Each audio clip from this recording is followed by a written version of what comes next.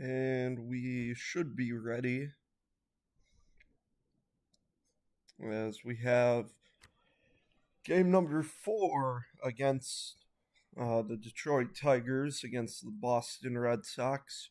Tigers 12-10 on the year as they went into game 2 of this series at 500 and able to pick up 2 wins, looking to win the series today. As a bit of a different day here. You get 11 o'clock baseball. First pitch will be at 11:10 due to the tradition of Patriots Day here in Boston. As I hope to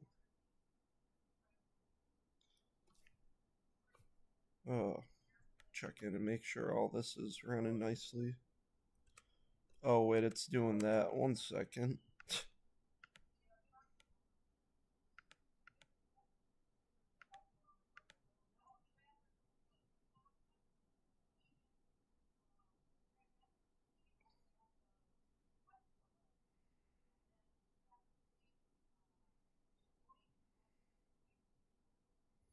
I don't know why it's doing that. Well,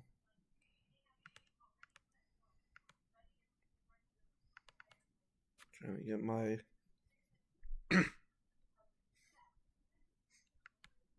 trying to get this lineup to look a bit better.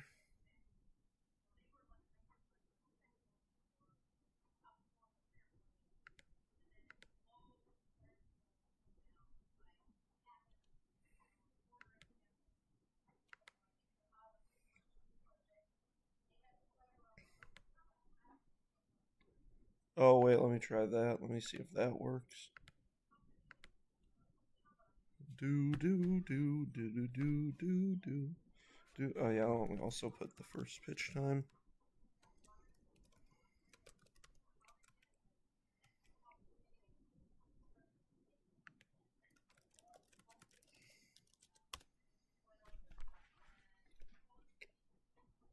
See, hopefully there's not too many Tigers fans or like diehard Tigers fans or Red Sox fans in the West Coast, since this would not be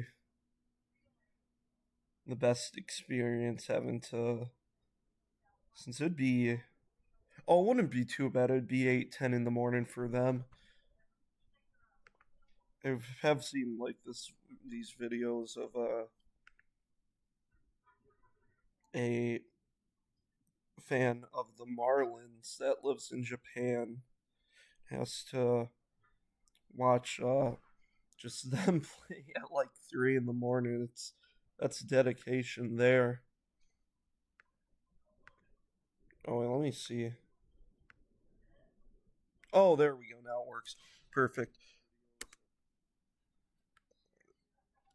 Uh, so just to give you your starting lineups, shown will be Kevin McGonigal to lead off, followed by Gleyber Torres and Colt Keefe. Riley Green in left, Dylan Dingler as your designated hitter. He had that good game yesterday, had 4 hits, including a 3-run homer that I think just scaled the Green Monster. Or was that? No, I think that may have been the Jahmai Jones homer. And then Kerry Carpenter, Matt Vierlin, and then on someone to watch for Hao-Yu Lee, still looking for his first major league hit.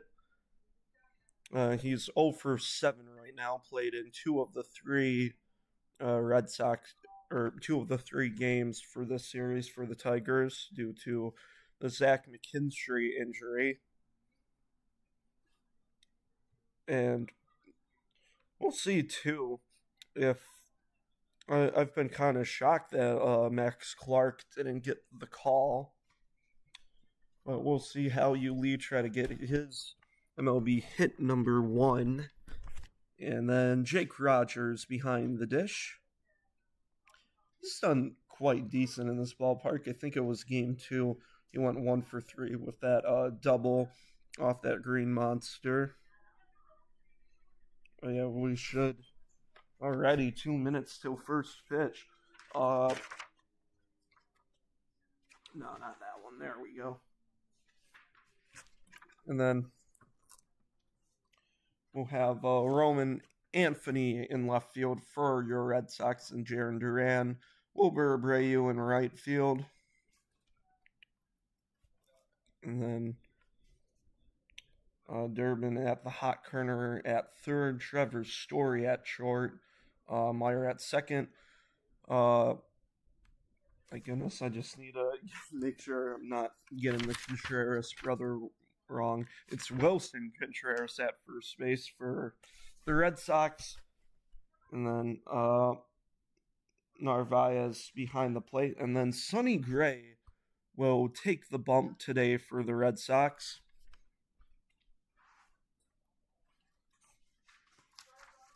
As both of these pitchers today, Jack Flaherty and Sonny Gray, a bit similar stories when it comes to the ERA department. Flaherty with a 4.05, Gray actually a bit higher, a 4.43. However, it's Sonny Gray on this with these two starters that has a win. Sonny Gray with 2 wins on the year. Flaherty, this is his 5th start of the year, still looking for his first. 0-1 on the year for him. Does have a nice 21 strikeouts. I think the big thing with Flaherty is that it's pretty good when it comes to facing the lineup for the first time in the day. It just comes to when you're facing them that second and third time where kind of the wheels can fall off for him. Getting set for Fenway, the umpires are converging at home plate. You got also AJ Hinch, the Tigers manager in your dugout, really has changed his career, especially after the Houston Astros scandal.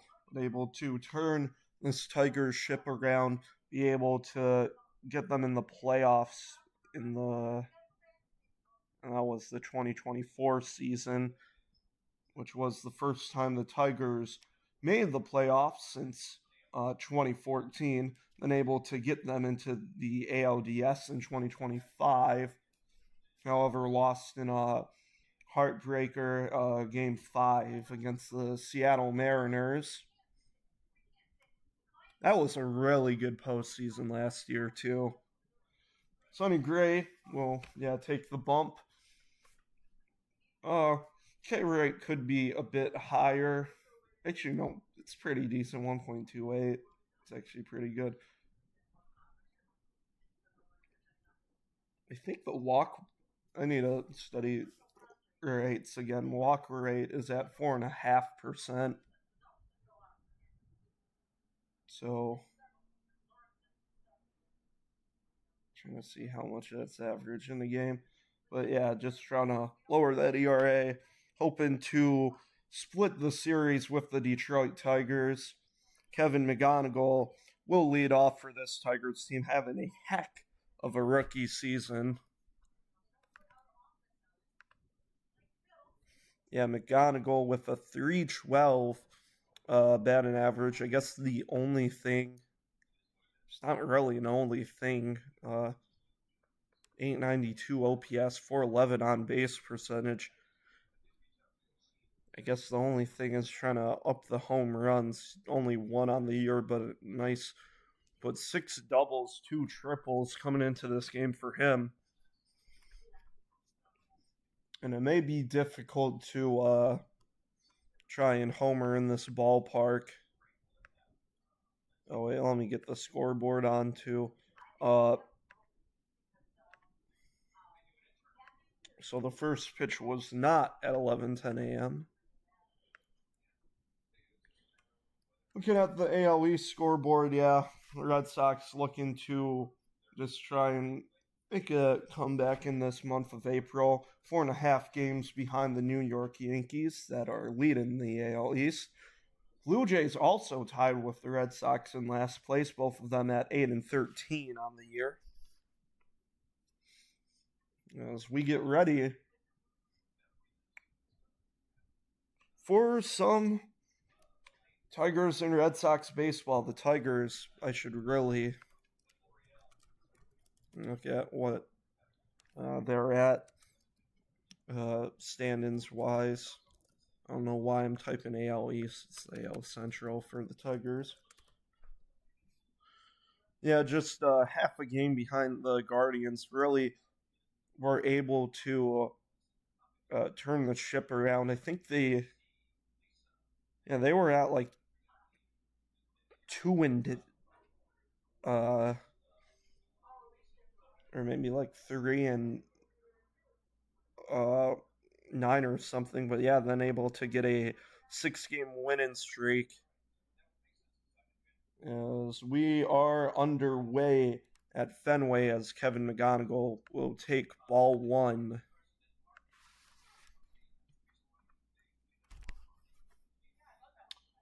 Gray delivers the 1-0. That one into center field. And we're going to get a 2-pitch base hit from Kevin McGonigal. So he'll be on first with nobody out on the leadoff hit.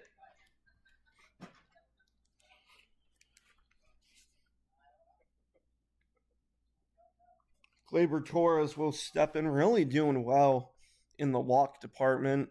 15 walks total this season. As the first pitch to him, he will take a hack at. Shocking thing with Torres to go first pitch swinging. That looks like a pretty decent pitch, though. Just a bit near the bottom edge of the strike zone. The 0-1. That one on the ground to first. 3-6-3, but called out. We'll see if that's reviewed, since that was a pretty close play at first. Yeah, not the best. Oh, I think it just got him by a hair. We'll see if the Tigers do. No, they won't. So a 3-6-3 double play. Really killing this inning for the Tigers.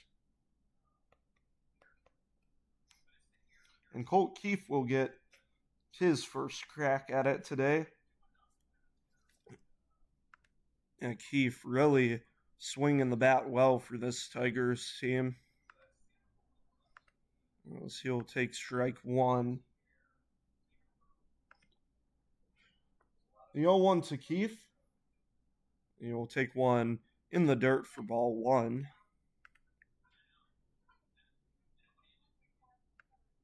A 317 batting average. Still looking for that first home run on the year, but 20 hits in only 63 at bats, the 1-1. As that one's going to be hit high and deep to center field, but Duran on the warning track, as Gray will surrender one hit after the double play. I'm going to get Keefe out to end the inning. We'll be right back in the bottom of the first.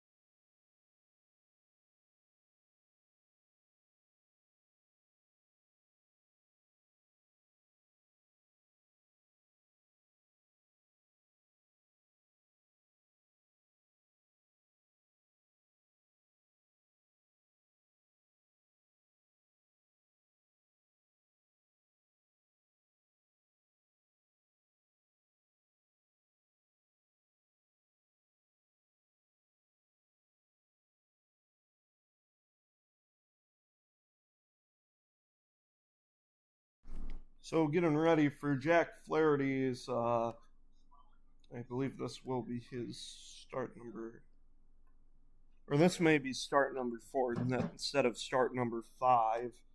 Uh, for the outfield, Riley Green in left field, Matt Vierlin in center, Kerry Carpenter in right, Hal Yu Lee on the hot corner at third due to the Zach McKinstry injury.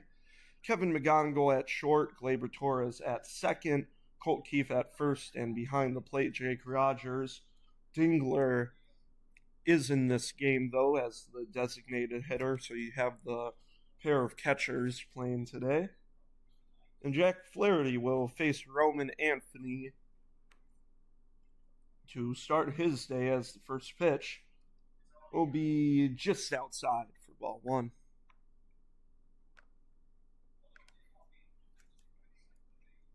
Following Anthony is Wilson Contreras and Wilber Abreu, the 1-0. That ball chopped foul.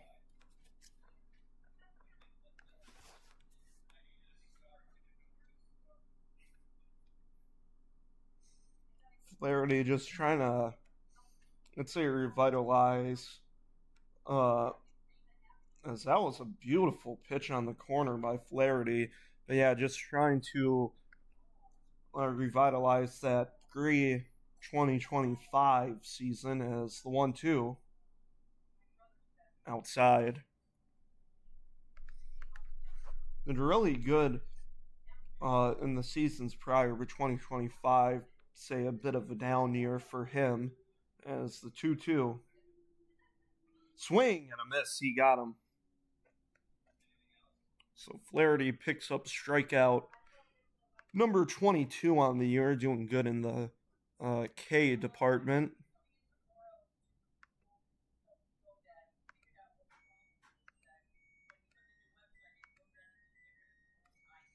So Wilson Contreras will come up to face Flaherty, the first baseman, former catchers. That one will roll fair, and we'll see if Contreras tries for 2, but no, as that one took a weird bounce. So Contreras with a 1-pitch hit. As that ball, just passing the diving Hal Yu Lee at third base. As deflected off his glove, nearly a great play by him. He made a nice play in foul territory in yesterday's game.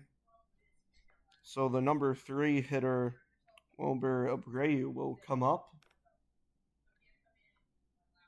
So Flaherty, like Sonny Gray, has another nice pitch on the bottom right corner. Flaherty's going to hope for a double play like Sonny Gray got in the top of the first. It's the 0-1. It'll be way high, as Rogers had to stand up to catch that one. Abreu, nice batting average this season, coming in at .312. Even count the delivery, as this ball is going to be hit high in the air. It's going to be to Riley Green for out number 2.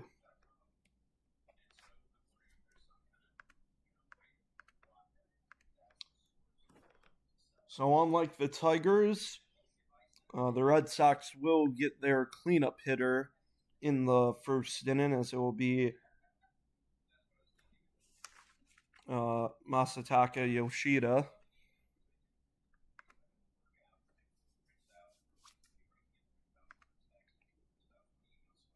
As he'll take ball 1.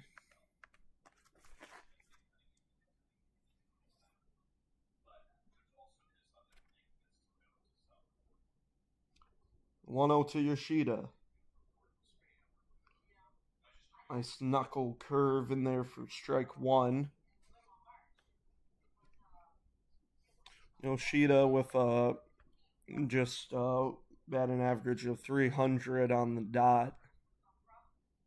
The 1-1 is going to be way outside for ball 2. Only 30 at bats, though, so far on this season. Only has played in,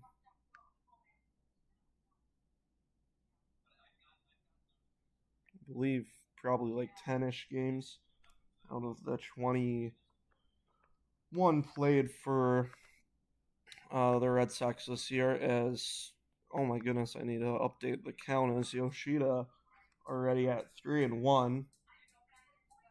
Oh, 13 games played so far this season for Yoshida. As the 3-1 swing and a miss with the slider. So that will give Wilson Contreras a head start at first base.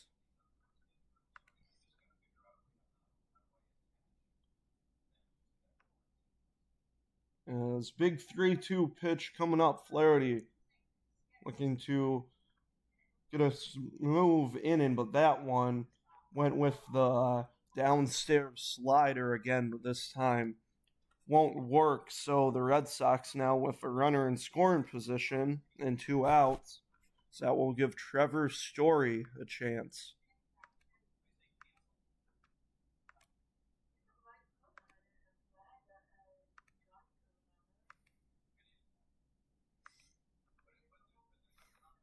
First pitch to Story. Swing and a miss in the knuckleball in the dirt.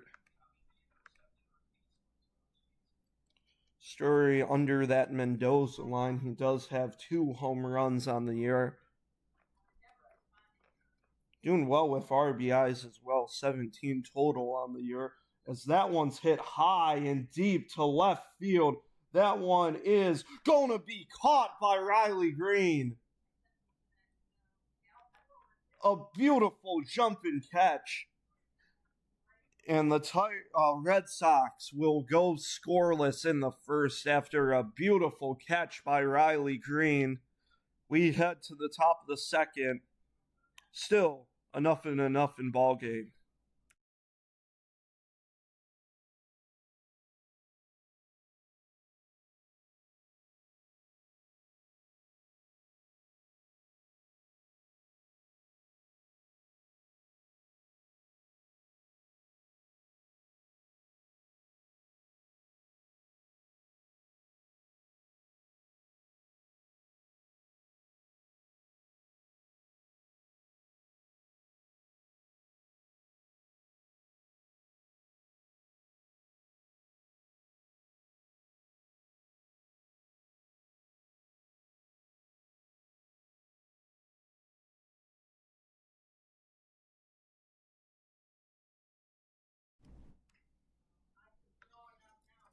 So we will get ready to head back in the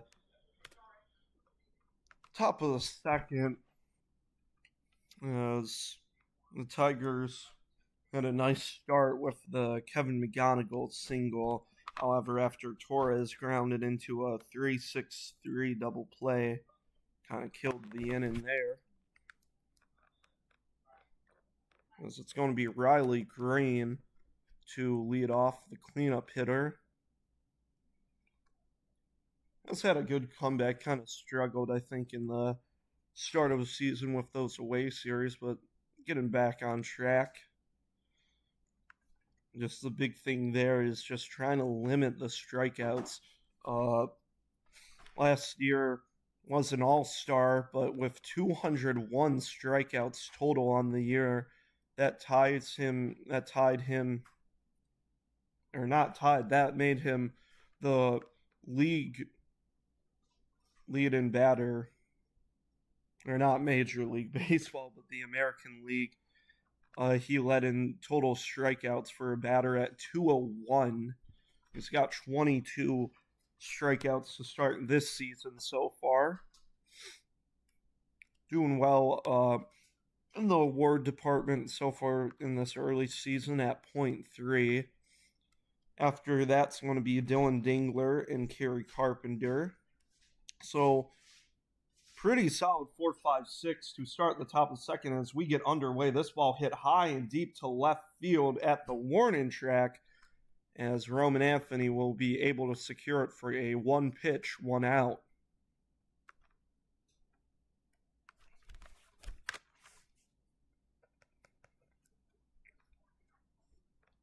You know, so Green flies out to left field where he's been stationed, and he had that nice jump and catch to keep it a goose egg in the bottom of the first.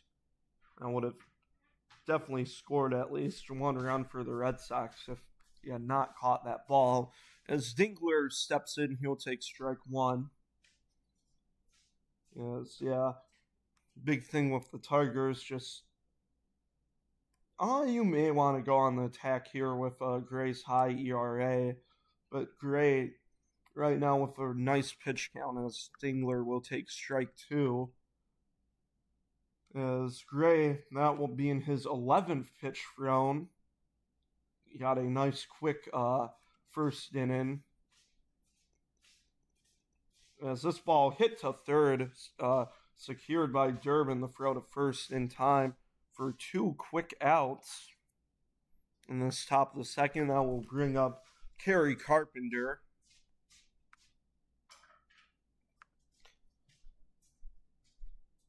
Carpenter looking to increase that batting average a bit, 232.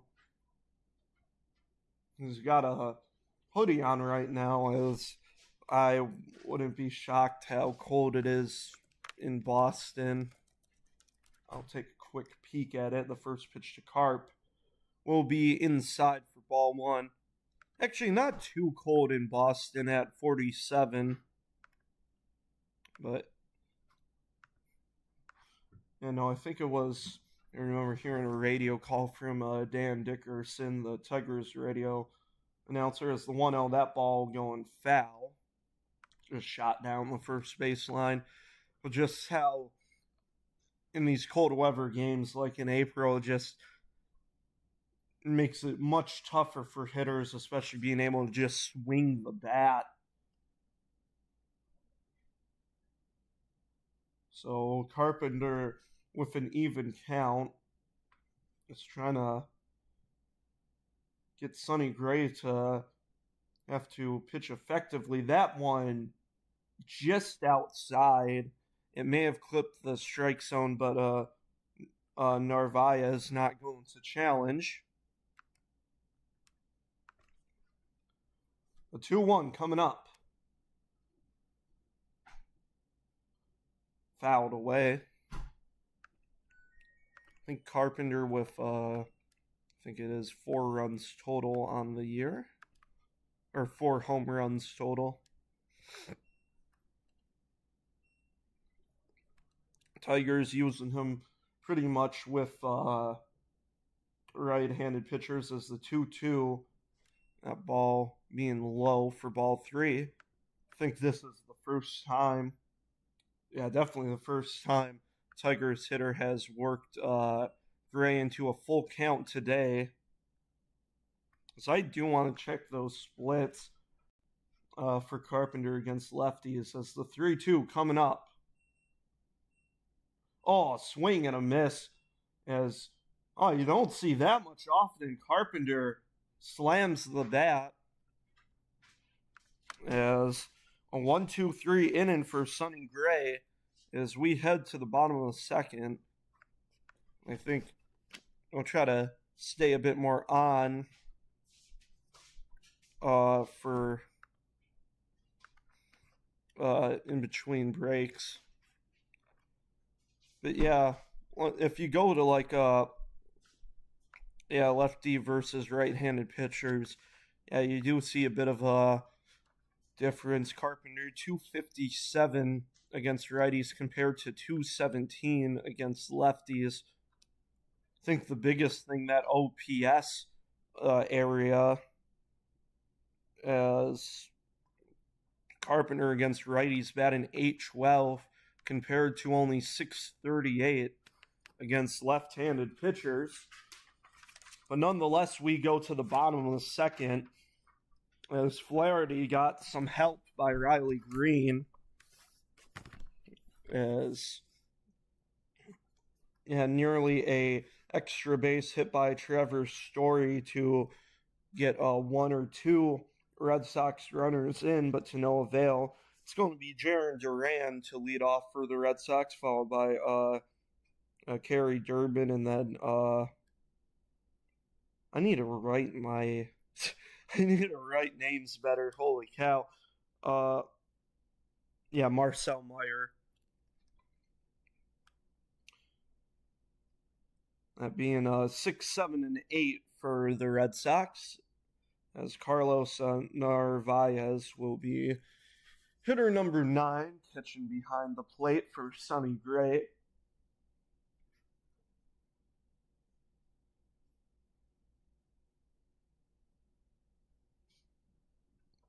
Jarren Duran, 9 swing and a misses total on the year, as most of them coming. Duran's going to lay down a bunt, but won't execute,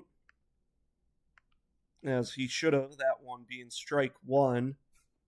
Yeah, Duran whiffing on solely curveballs and knuckle curves, most of them being below the strike zone, as Duran will take strike 2.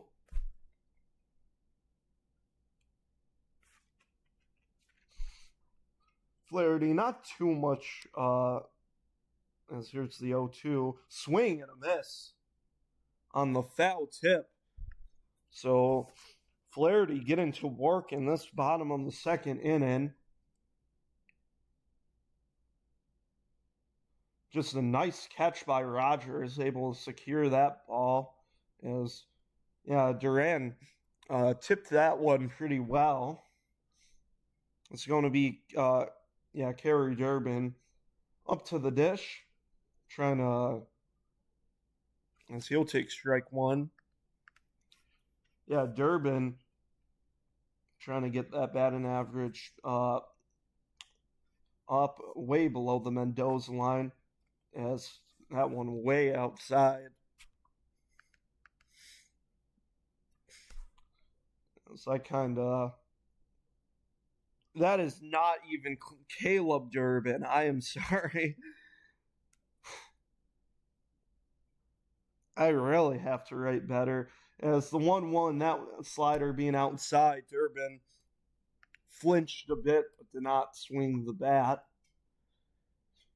I will say, after the Jarren Duran, a 3-pitch strikeout, and then as check swing but didn't go, it's 3-1. After the 3-pitch strikeout by Duran, and then Durbin taking strike 1, I kind of got just a bit excited about the potential immaculate inning. But instead of an immaculate inning, we will see a 5-pitch walk, as Durbin will take first base. Second walk, Flaherty's dish today, as he walked Yoshida with 2 outs in the bottom of the first. As Marcelo Meyer will get his first chance, also batting below the Mendoza line. Runner going, as this will be a bloop single that will get Durbin to third base. So runners already on the corners for the Red Sox, as a good hit and run tactic by the Red Sox. And that will bring up Narvaez to try and get the Red Sox on the board today. Lestari Daddy Hack the third. Yeah, no, that'd be insane. Pretty much the Tom Brady of the MLB, as Narvaez will try to lay a bunt down. It will go foul.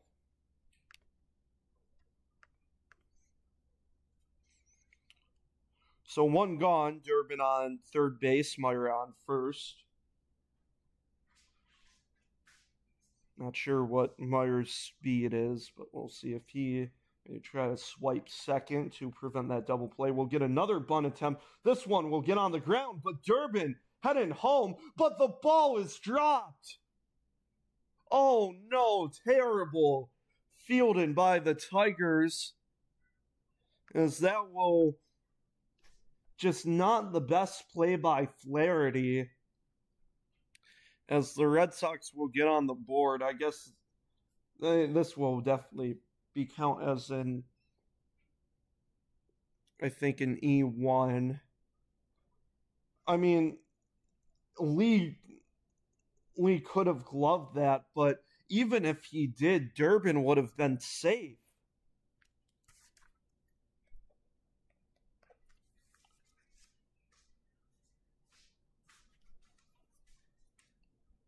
Yeah, no matter what, Durbin would have easily got to home plate. Flaherty just firing the ball uh, to third base way too early in the pickle, as it was fielded to him on the bunt. Durbin was heading home. Flaherty could have had an easy out number two if he just charged that Durbin and waited a little bit. Flaherty doing a nice job, though, able to deliver 2 strikes to Roman Anthony.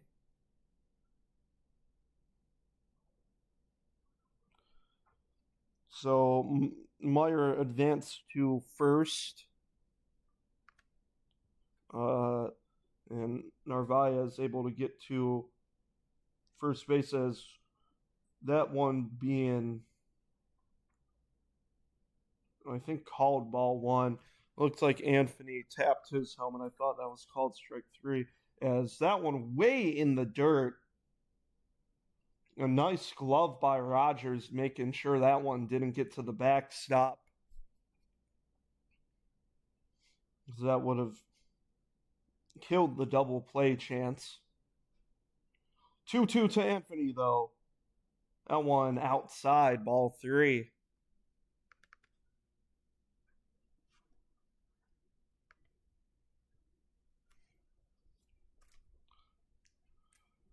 Full count to Anthony. Flaherty delivers way outside. And in just 1 1/3 innings, Flaherty already with 3 walks issued. So the base is loaded, only 1 gone, as Tigers pitching coach, I should really know the pitching coaches, Chris Fetter is going to come on the mound to try and relax Flaherty. So let me check. I should check the scorecard. But that definitely was. Yeah, so Narvaez credited with an error, as bases are loaded. As this inning would have felt much more calmer if Flaherty got Durbin out at third in the pickle. Just terrible execution to, well, not just the throw to Hao-Yu Lee, which was a little bit offline, but just as a nice strike one pitch to Contreras. But just thrown it that early in the first place, just not a good move. Contreras, though, with an 0-1 count, he steps in with a single in the bottom of the first inning. He'll foul one away. Is now Meyer on third base, Narvaez on second, Anthony on first. However, Flaherty able to get Contreras to an 0-2 count. He did get Anthony to an 0-2 count as well, but just delivered 4 balls to him afterwards. As the 0-2, that one smacked into center field to Vierland. He has it. The throw to the plate. He does a janitor throw, as the throw back to third, as a nice play there. Meyer initially tagging up after the, actually that was more of a line out to Vierland. He was tagging to home, but then decided to hit the brakes and head back to third. It's just a nice throw by Vierland to Rogers. And a huge janitor throw. That ball gets in the dirt to Wilber Abreu. Abreu flew out to Green in left field in his first at bat. As Flaherty just trying to limit the damage here.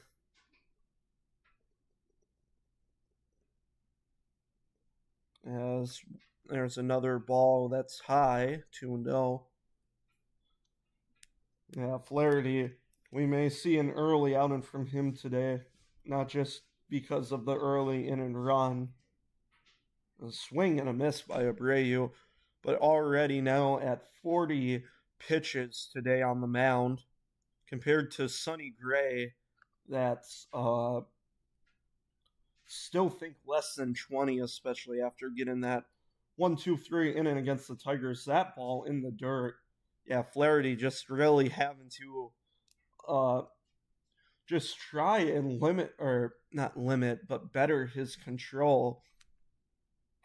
3 walks issued so far today, and a 4th one here. He does issue a 4th walk, and that will score a run.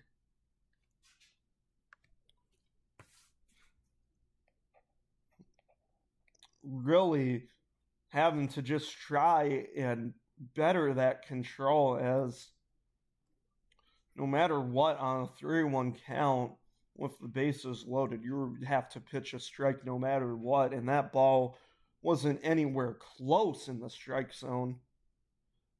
That one, though, much better, as Yoshida will swing and miss at the knuckle curve. Yoshida with the first walk on the day, and although Flaherty has to throw some better challenge pitches, as that was a nice pitch at the bottom edge, Yoshida, a really dangerous hitter.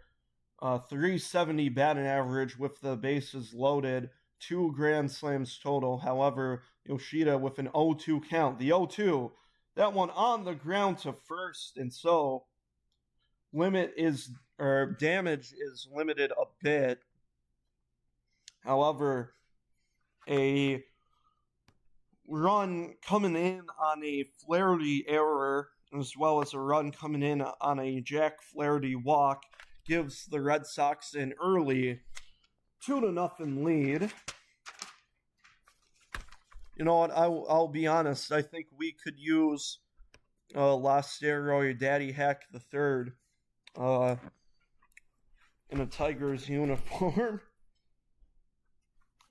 It's going to be 7-8-9 for the Tigers, as it will be Matt Vierlin followed by Hal-Yu Lee. Still looking for Major League hit number 1, and then Jake Rogers. I wonder if we'll see let me think. I mean, you could, I guess the pinch hitters you could add today would be Torkelson and Baez. The only issue is with Jake Rogers behind the dish.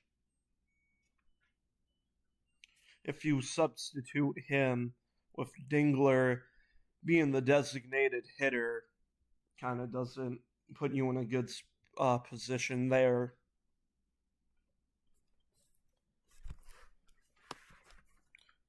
Matt Vierlin, though, to lead off, just trying to just fighting that injury bug his entire career.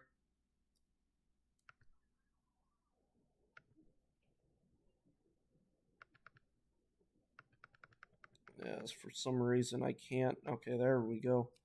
Trying to get the start and lineup to work for the Tigers. Vierlin with 235 coming into this game, 632 OPS. So yeah, you look at that 2025 season, only 31 games played due to injuries. Only batted 239 on the year. Trying to go back to that 2024 season, played in 144 games with a 257 batting average. Solid consistency there. Nice, 28 home runs, 16 doubles on the year. As Vierlin, I believe, will take strike 1. So the Tigers try to wake up the bats. As Vierlin will do so. It's that one, a dive and play by Anthony, but it will get past him. So maybe that's what they needed, a leadoff double for Matt Vierlin. As that will bring up the rookie, Hao-Yu Lee, looking to get his first major league hit, and would do so at a good time here. With Vierlin in scoring position. Yeah, Gray, though, doing a nice job so far. That leadoff double he surrendered being pitch number 20 on the day, as Lee will take strike one. Yeah, so Gray coming into this inning under 20 pitches, while Flaherty will go into the third inning with over 40 pitches as the 0-1. Oh, just outside.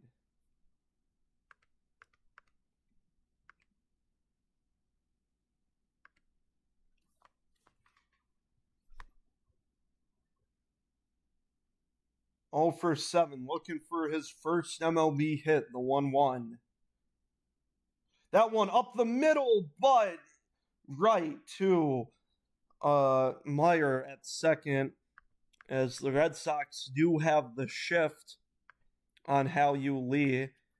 However, a productive out there, as that ball sending Vierlin to third base.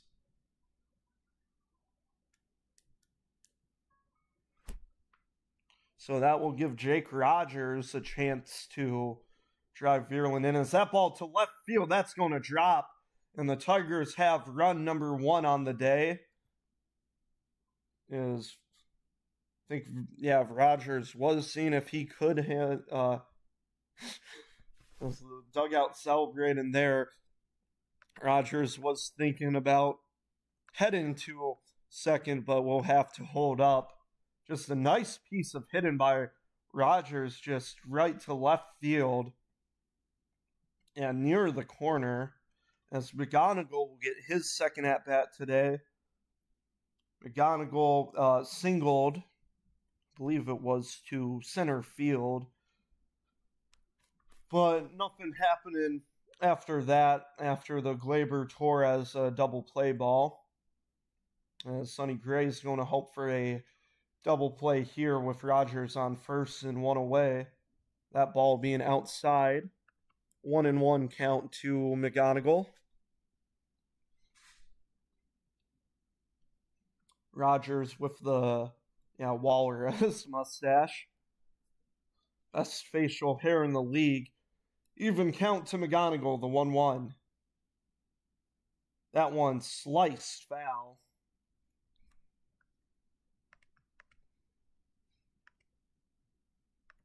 Tigers with 2 hits in this top of the third inning. Red Sox, they have 2 hits total today and 2 runs. Those runs coming in, though, not from base hits, but an error and a walk. As the 1-2 to McGonigal, he will foul one, and I need to stop speaking so fast. He'll foul another ball out to left field. Count remaining 1-2.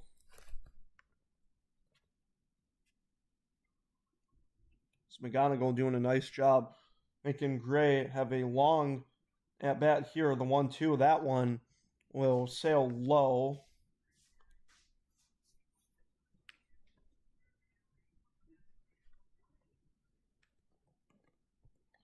Yeah, 905 OPS for Kevin McGonigal. Just a heck of a season for him. That's the 2-2, another foul ball. And this is really what the Tigers needed. Other than, a run today. Just needing an at-bat to make Gray work, as started this inning, I believe, with 18 total pitches. He's now at 30 with only one out in this inning.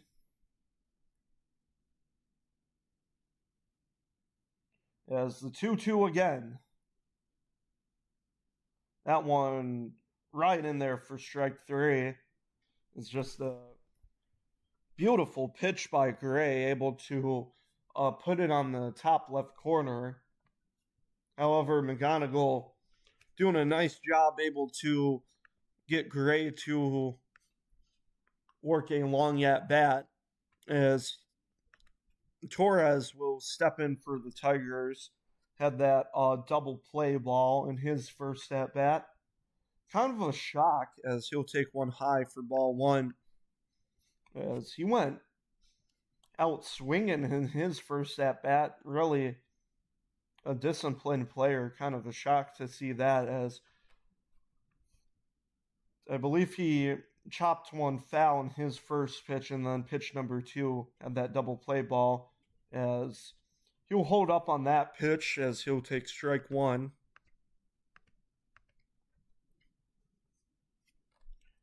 Rogers still on first base with two gone now.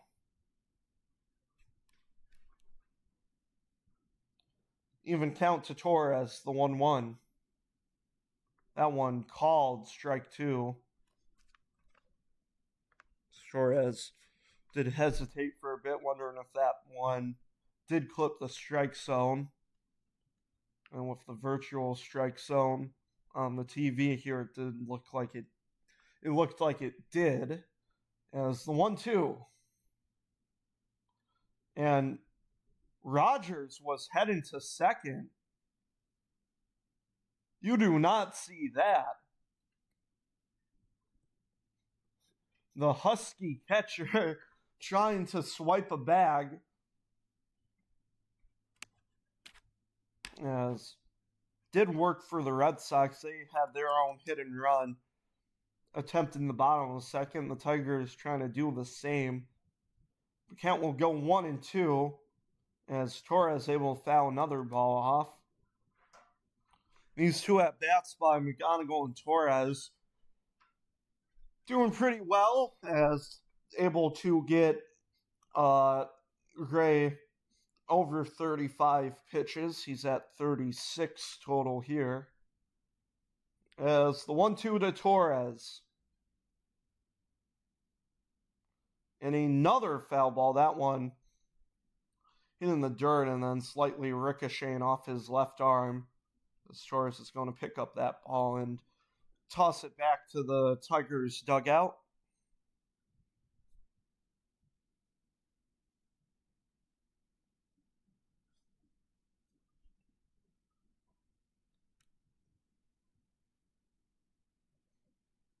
A 1-2 one more time. And Rogers is going to go, and he's safe. And that ball got in front. He was looking for third base as that ball got in front of Meyer. However, he'll have to hold up a stolen base from Jake Rogers. And now the tying run in scoring position. It's just a nice jump and able to make a nice slide into second. So count is 2-2 to Torres. Now 3-2.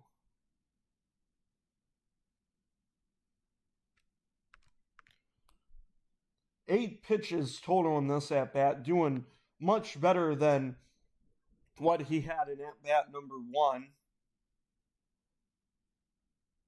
So Torres looking to drive Rogers in. Also well disciplined. May see him still try and take the walk here. The 3-2. And he'll do as such. A full count walk for Gleyber Torres in a 9-pitch at bat. Puts the go-ahead run on base and gives Colt Keith a chance to score. Or not score, but they can always score on the home run. But gives Colt Keith a chance to tie this ball game up. And just two nice at bats. McGonigal. Oh, I don't know why I put a. Yeah, that was a backwards K for McGonigal on the strikeout looking.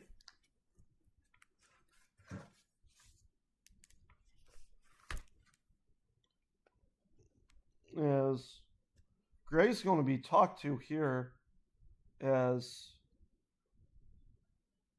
seeing if may see if he got injured somehow on delivering a pitch or something.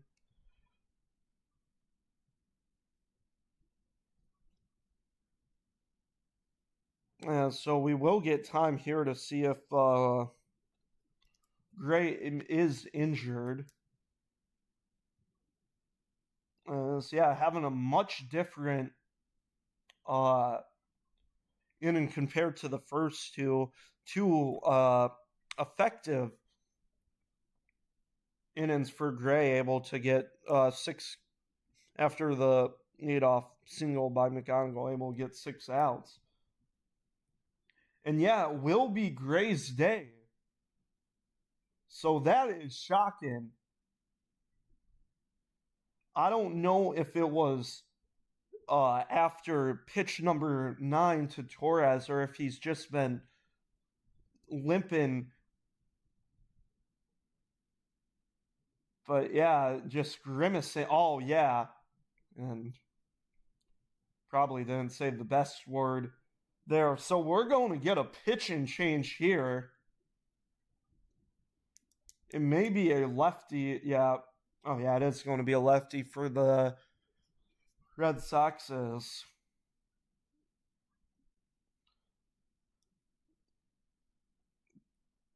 We'll see how this affects the Red Sox as they have to go to the bullpen in the top of the 3rd inning.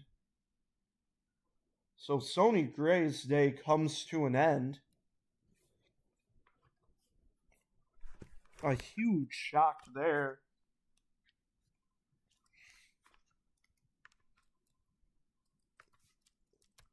So it's going to be number 67 for the Red Sox.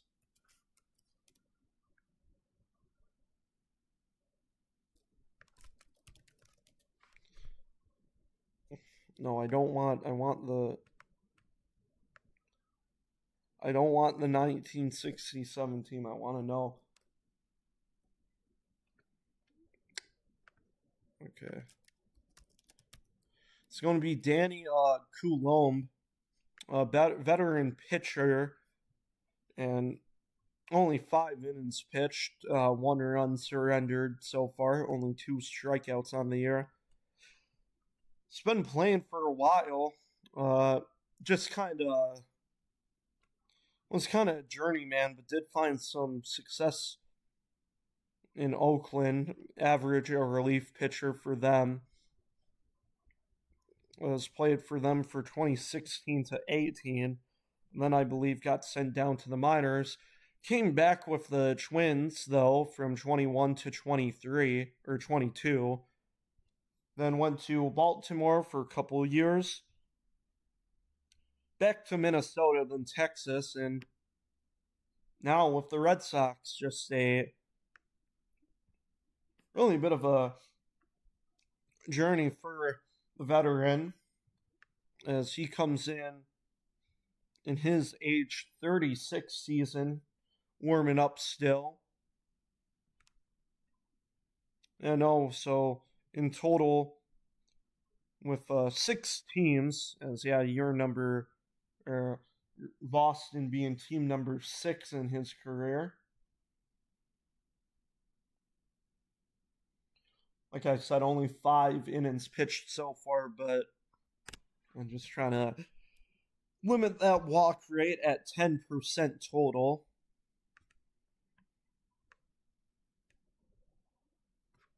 Danny Coulombe. Hopefully I'm saying that name right.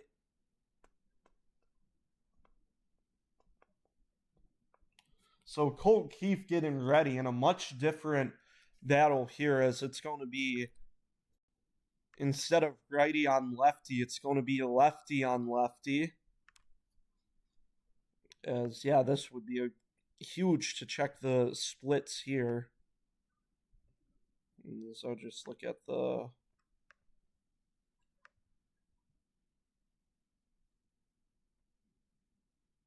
Can I find the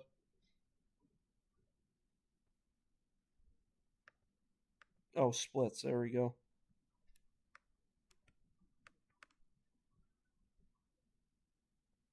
It hasn't had really that much experience batting against lefties in 2026 so far, so we'll take a look at 2025, and oh yeah, really, like compared to Carpenter, a huge difference. Only had 43 at bats against lefties in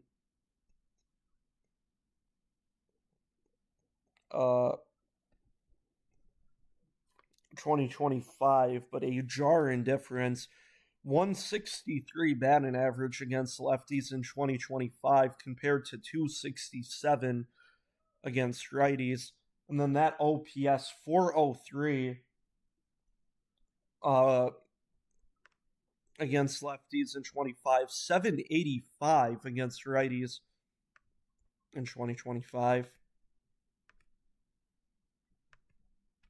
As we'll see if Keith can deliver here.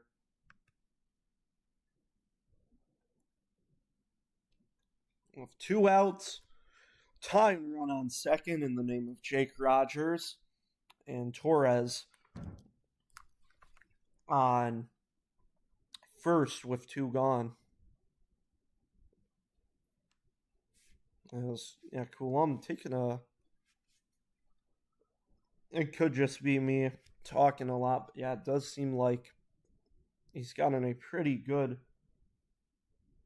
amount of pitches to warm up here. To be honest, I think you do get extended time after an injury, especially since Coulombe definitely wasn't warming up when Gray got injured. So Keith steps into the batter's box. First pitch to him will be high for ball 1.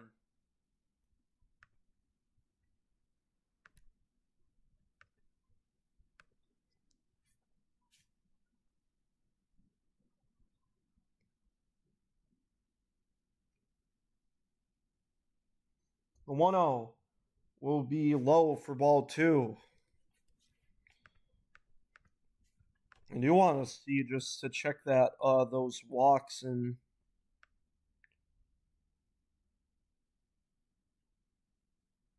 the 2-0, that one just sailing high. As I think Narvaez was thinking about challenging that one, but it did seem just a bit above the strike zone. And the 3-0 will just clip the upper edge. 3-1 count to Colt Keith. And so, yeah, you take a look at that walk rate in 2025. It's the 3-1. It will not happen here, though, on the ground to second, and the Red Sox, after the Sonny Gray injury, hopefully he's all right, as the inning will be over with Meyer tossing the ball to first base. So the Red Sox able to keep the lead here in the top of the third. Bottom of the third inning we go, as Yoshida, it will be Yoshida 4, 5, and 6 for the Red Sox, as it will be Yoshida, Story, and Duran. No, it won't be Yoshida. Kind of forgot to. I need to remember how he got out. I'll just put out for right now. But yeah, it will be a 5, 6, and 7 for the Red Sox.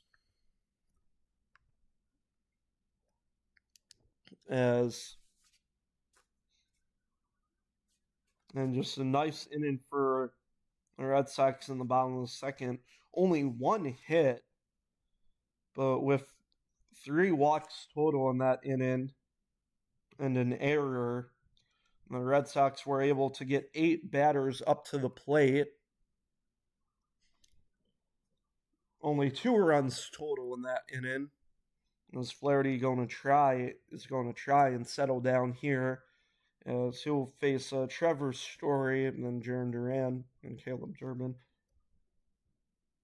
Now, obviously, I'm not entirely sure if that will happen, but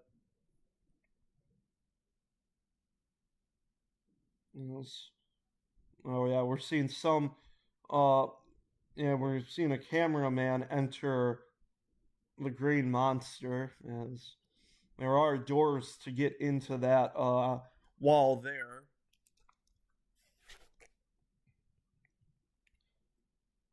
But I do wonder if we'll have a guy like Flaherty, as he'll fire in strike one. Oh, wait, never mind. I was going to say if we may see him be bumped to the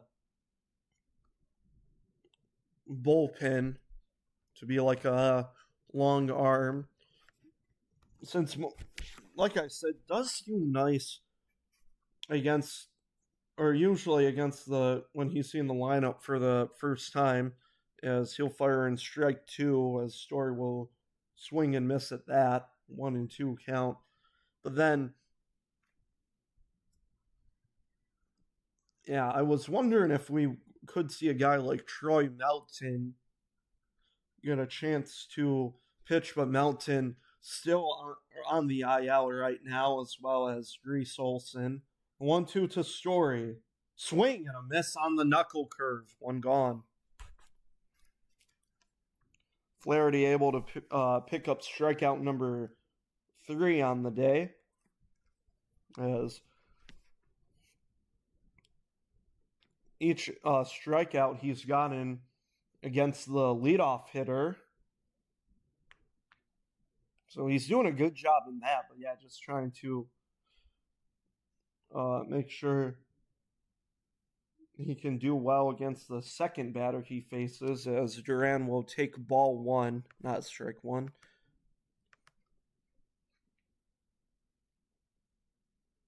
As this ball will be hit in the air high to Riley Green. So a big out number 2 for Jack Flaherty, just trying to get a quick inning here already at 51 pitches total. And he will face Caleb Durbin. Had a walk in the bottom of the second and was able to score on a Jack Flaherty error. I think that, that error should be credited to Flaherty, as Durbin's going to hack one foul, as his third base coach is going to have to jump out of the way to make sure he doesn't get grazed by that baseball, as the third base coach for the Red Sox laughing a bit there. The 0-1, that one will, I think, swung on a miss there. Either that or just chopped foul. That one hit in the dirt. 0-2 count to Durbin. Flaherty looking for quick 1-2-3 inning, the 0-2. So that one just outside.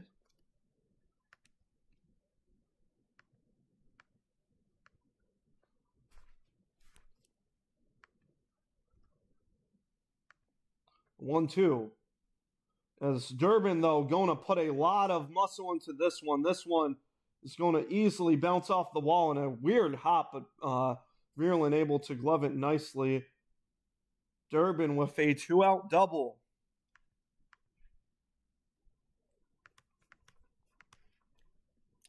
That's got to be really frustrating if you're Jack Flaherty, almost able to get a quick 1-2-3 inning, as Flaherty has gotten a decent amount of these Red Sox hitters in an 0-2 count, but then just firing in either as he'll throw one low, ball one to Marcel Meyer. And then afterwards, just either not being able to get one in the strike zone or just giving the Red Sox like a cookie pitch, as it will be ball two to Meyer.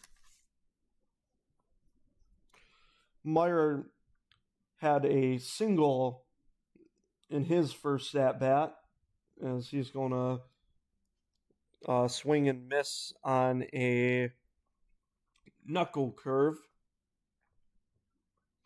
Meyer's a single led to, or was pretty effective for the Red Sox, as this one will hopefully not be too much, as this one will be sky to Riley Greene again. So Flaherty able to prevent a 2-out double from hurting him that much, as we'll get a wave from the cameraman in the Green Monster. So the Flaherty able, after the 2-out double, to just prevent any damage happening there.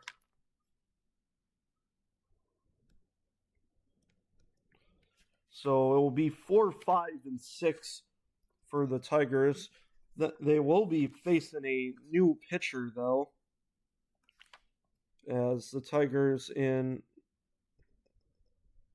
the top of the second inning, it was 4, 5, and 6 for them. All went down 1, 2, 3.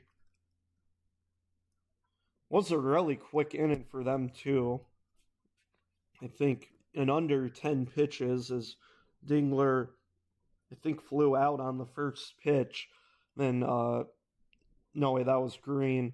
Greene flew out, I believe, on the first pitch, and then Dingler had a quick ground out, and then Carpenter with a strikeout swinging. So they'll hope to do better in this top of the fourth, but it will be Greene and Carpenter facing a left-handed pitcher, as I'm positive they will keep Danny Coulombe here to try and eat some innings for the Red Sox.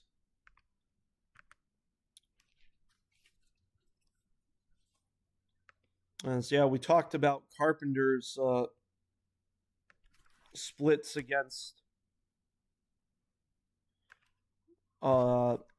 left-handed hitters. And take a look at Riley Greene's.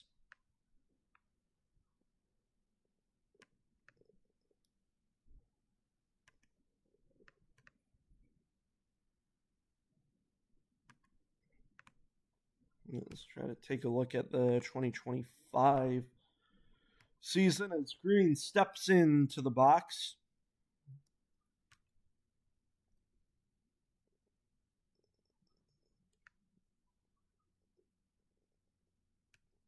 Is 218 versus lefties, as the first pitch will be, said he didn't check his swing in time for strike one. 213 or 218 against lefties in 2025 compared to 276 against righties. As he'll take one low for ball one. 620 OPS against lefties in 2025 as well, compared to 886 against righties. The 1-1, that one inside. That sinker had a lot of spin on it, just sailing. Looked like easily going to hit the strike zone, but just kept on sailing to the left inside to Riley Greene, the 2-1. And a 3-1 count. That is something that I was going to talk about. Coulombe just trying to limit the walk rate. As in 2025, with Minnesota and Texas, a walk per 9 innings, as we'll get a walk here from Riley Greene. So a leadoff walk, as Dingler will hope and try to execute here. But with the Rangers and Twins last year had a walk rate of 3.8 per 9 innings.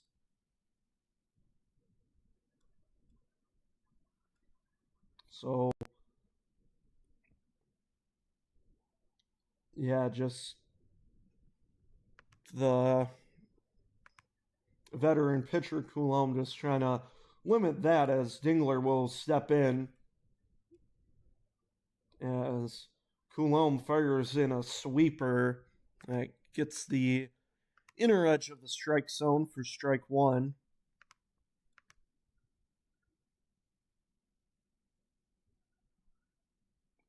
The 0-1. That one on the ground to short. It's going to be Story. A nice glove to Meyer at second. Meyer tried to fire it to first, but the throw being offline. So luckily not an inning killer yet for the Tigers, as fortunately for Dingler, Meyer just sailed that one a bit offline to Contreras. So one gone now with Dingler now on first base. Carpenter will step in and take one way high for ball one.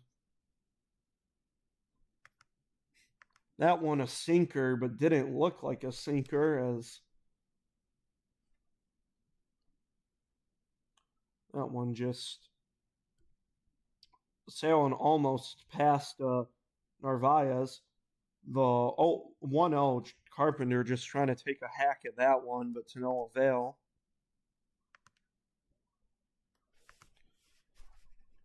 So the Tigers hoping they can execute against Coulombe here after Sonny Gray being injured in the top of the third. And that one hit Carpenter. So nice discipline by Carpenter. They're able to just not flinch out of the way, able to take one. So I believe it got his elbow guard. Yes, it did.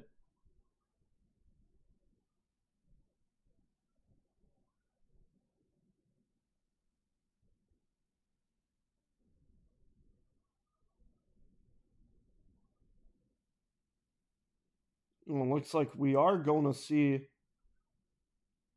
Yeah, we went to break there. It's going to be a new pitcher, I believe. Excuse me. I believe for the Tigers. I mean, not the Tigers, the Red Sox. So runners will be on first and second for the Tigers with one gone, as the Red Sox looking for someone new to face Matt Vierlin. Vierlin did a nice job in the top of the third, as he was able to get a leadoff double and was able to be driven in by a Jake Rogers RBI single. No doubt the Red Sox probably going to a right-handed pitcher here, as, don't want to have Coulombe to face three right-handed hitters for the Tigers, as I think all of them, Vierlin, Howell, Lee, and Rogers are all righties.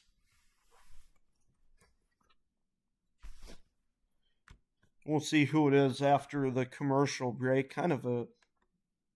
Or it probably said on the Bonetti probably did say who it was.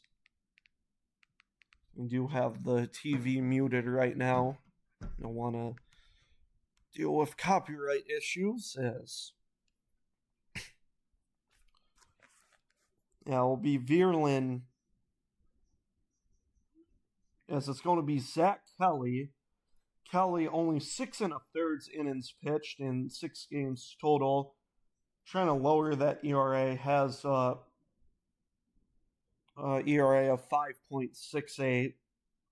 So I believe 4 earned runs total, as he's going to be tasked with trying to retire Vierlin, hopefully with the ground ball double play. Top of the fourth. We'll see if either team tries for an ABS challenge. That one called outside. That may have got in the corner. We've seen a few pitches that may have hit the edge for the Red Sox, but Narvaez not challenging. The 1-0 will be called strike one, and that one may have missed, but Vierlin, that one did miss, it looks like, but Vierlin not going to challenge. Close game, but you would definitely like to keep those challenges if you can. As that one's called ball two. That may have been 3 straight misses from the home plate umpire today, but they could have just missed the 2-1. That one sailed foul. So that one shot down the first base line. Could have been a huge opposite field extra base hit for Vierlin. Count will go 2-2 though, as Dingler on second, Carpenter on first. The 2-2, another foul ball. As first at bat, Zach Kelly is facing, and Vierlin's making him work for it. How did I lose? The 2-2. Another foul ball. 3 straight foul balls from Matt Vierlin. As I apologize with all this sound. I just can't seem to know where I put the dang pen.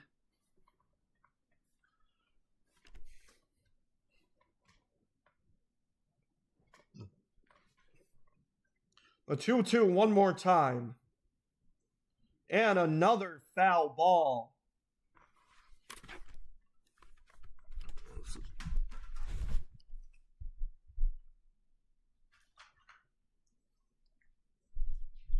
So 7 pitches in this first at bat for Zach Kelly.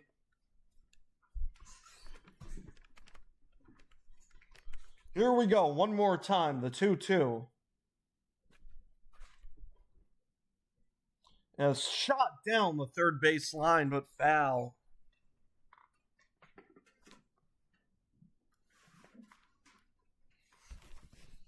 Getting a long at bat here to start Zach Kelly's day. So this at bat will get to 9 pitches.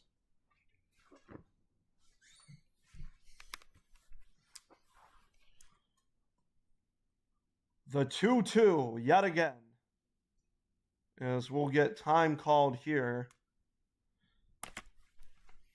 This big at bat coming up for both sides. Zach Kelly trying to keep this a 1-run ball game. Vierlin trying to say otherwise. The 2-2. Swing and a miss on the cutter. So yeah, just I agree with Benetti said, just a nasty pitch there. As Vierlin did a nice job just being able to foul off those pitches, but Zach Kelly just a huge cutter there. And so it'll be up to Hao-Yu Lee as he'll check his swing for ball 1. Still looking for number 1 in his career. And like his first at bat, number 1 here would be huge. This one to center field. It's going to drop his first major league hit and his first major league RBI.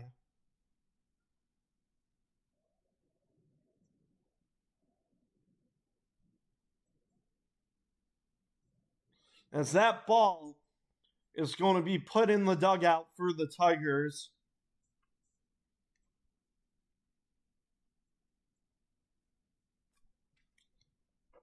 As It took him 9 at bats, but Hao-Yu Lee, with number 1 coming in at a crucial moment, as that being able to drive in Dingler at second to make it a 2-2 ball game. Ball 1 to Jake Rogers.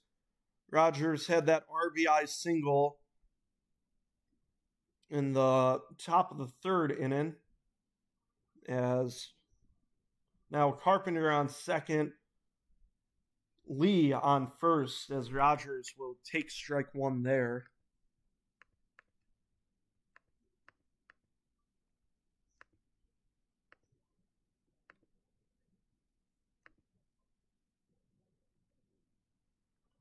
One up the middle, but Red Sox doing a good job on the shift of that, as that one right to Meyer, just behind the second base bag. But Hao-Yu Lee able to get hit number 1 in his major league career, coming at a crucial moment, as Lee able to tie this game up for the Tigers. And let me make sure, yep, end of the inning. Bottom of the 4th we go. Flaherty able to get a solid inning, did give up a 2-out double from Caleb Durbin, but afterwards able to get Meyer to just hit a high fly ball to Riley Green. Seen a lot of, for the 9 outs today, 4 of them have been flyouts to Riley Green. It's one of them being really crucial, that bottom of the first, 2 outs with 2 on, Riley Green able to make a nice jump and catch to end the bottom of the first and keep it a 0-0 ball game. Red Sox did score 2 in the second. So yeah, Hao-Yu Lee, yeah, RBI number 1 in his career, hit number 1 in his career. The native from Taiwan, 23 years old, and was born in 2003.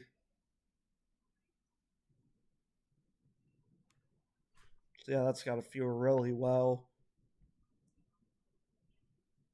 It's really hard just to be able to say, hey, I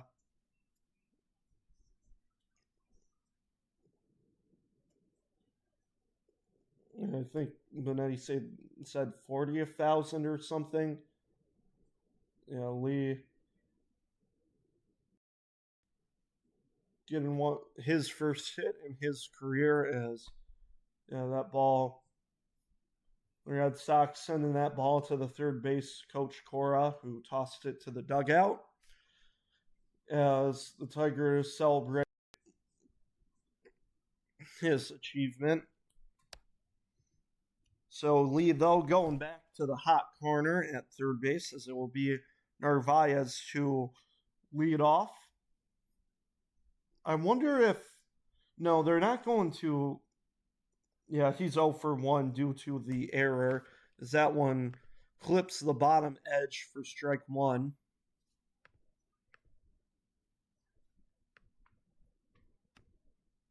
The 0-1. Yeah, that one. Well, for ball 1, Flaherty, like I said, did well in that bottom of the third inning. Only surrendering 1 hit with 2 outs, and then able to get a nice out number 3 as Flaherty with a nice strike 2 as a slider, making Narvaez just swing a bit out of his shoes. The 1-2. That one low and near the dirt for ball 2. Flaherty also not issuing a walk, which was detrimental in that bottom of the second inning. Has issued 3 walks in that inning. One of those walks he surrendered happening with the bases loaded. giving the Red Sox their second run of the game. As the 2-2. That one just inside. Rogers will not challenge.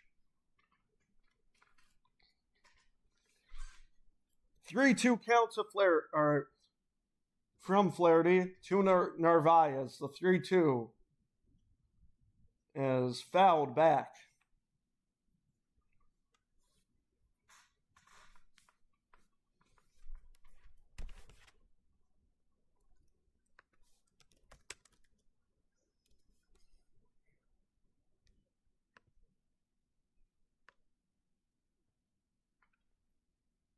It's the 3-2. That one just outside for ball 4.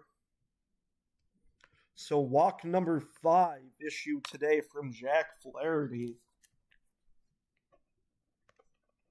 As that will bring the Red Sox to the top of their order for the third time today. Roman Anthony will come up 0 for 1 on the day with a strikeout and a walk.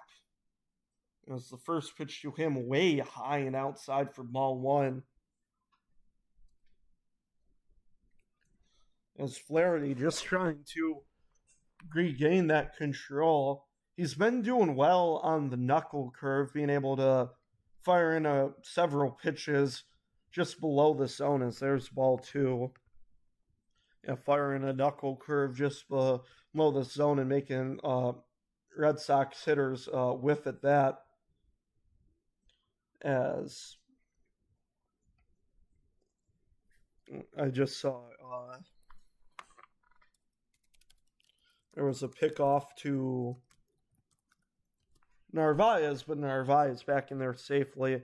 But Chris Fetter, so I'll take a look at as the 2-0 way low for ball 3. Did see Fetter call the phone for the bullpen, as it will be Brant Herter to warm up. And a 4-pitch walk for Flaherty. Just not finding control today, as Fetter's going to have a chat again with Flaherty.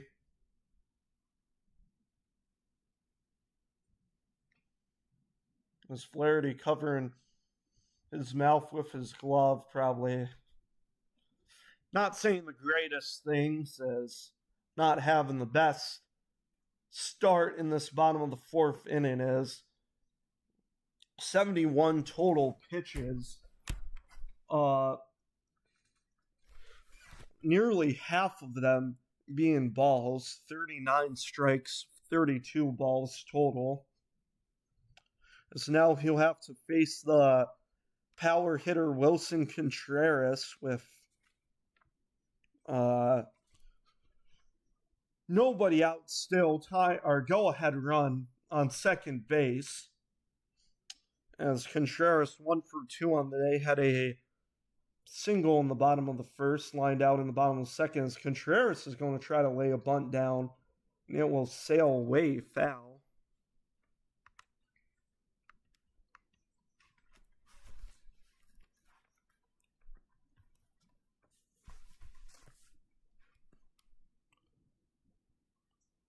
The 0-1. Contreras will swing away at this one, and it will be popped up. Infield fly roll, I believe is called, as right to Gleyber Torres for a huge out number 1. Fetter, it seemed, did a nice job just being able to settle Flaherty down as Contreras slams the bat in anger with the pop out. So it's going to be a break. Oh, but it won't be Jack Flaherty. As we will get, lefty on lefty. As Herter is going to come in trying to prevent a run from coming in, hoping for that ground ball double play.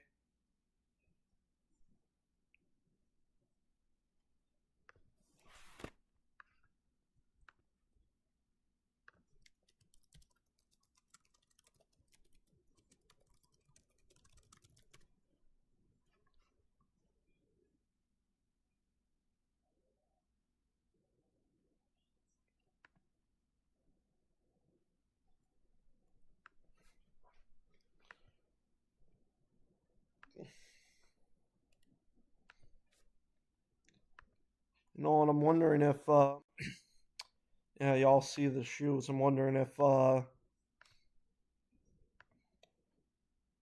Tigers could use a different shoes guy, but I'm wondering if the Tigers could use a fast runner in the name of Sneakers O'Toole.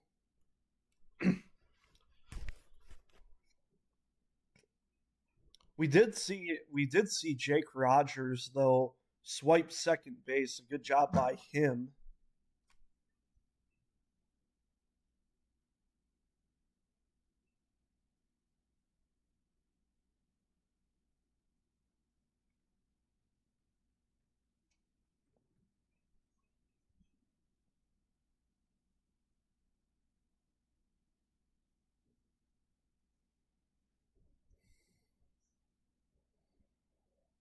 So it will be Brant Herter, 2.84 ERA and 6 1/3 innings. Start number 8, I believe. Yeah, really trying to get that walk rate to be lowered 11.5%.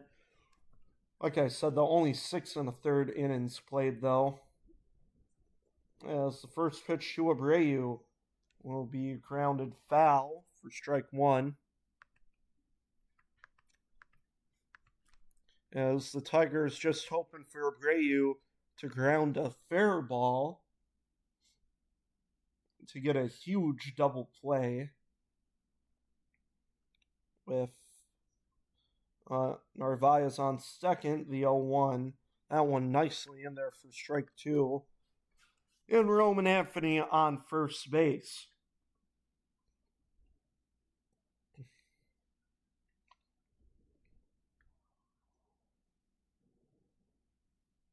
The 0-2, way outside.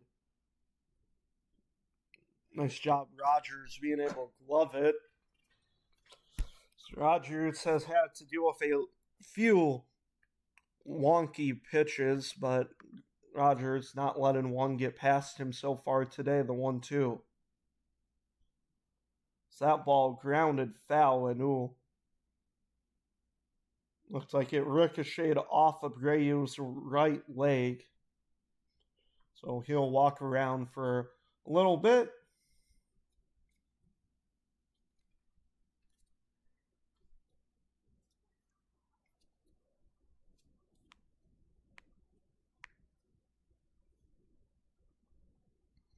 Abreu, though, all right. Grimacing a little bit, though.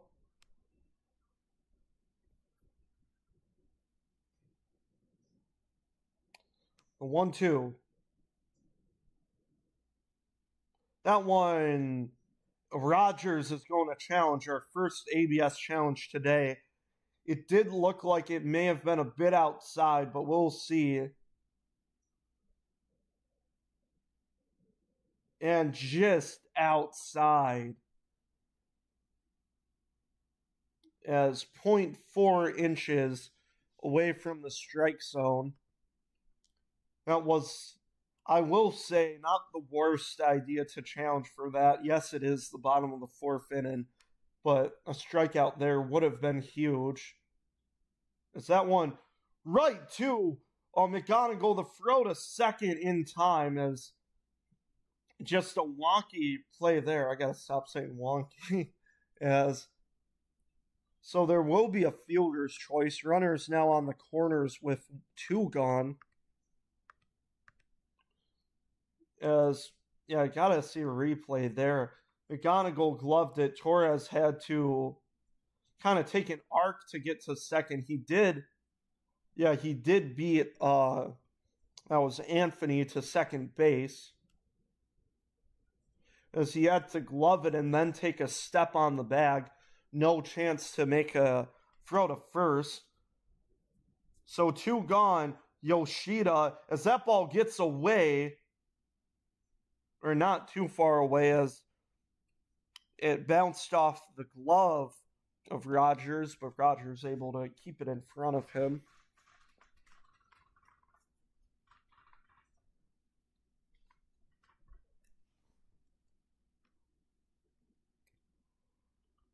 Yoshida 0 for 1 with a walk.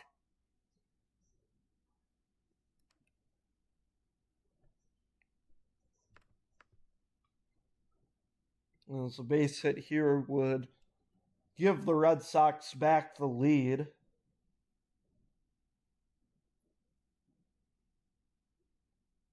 A 1-0. Ooh. Called ball 2. Looks like it may have clipped the strike zone. Tigers, unless if it's a completely obvious miss, yeah, they may try and hold that challenge until is that ball way outside for ball 3. They may just wait for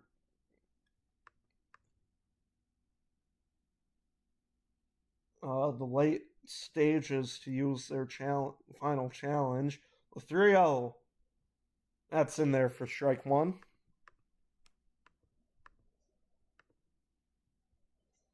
And you gotta watch out though with Yoshida. But you do face Trevor Story, the 3-1.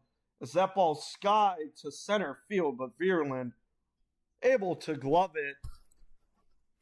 So 2 walks issued by Jack Flaherty, but able to get a huge pop out, and then Herter able to get the job done to keep this a 2-2 ball game.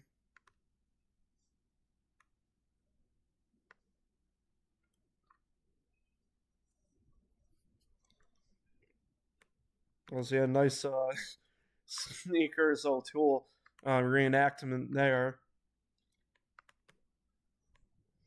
So top of the 5th we go. I think we will still see Zach Kelly on the bump.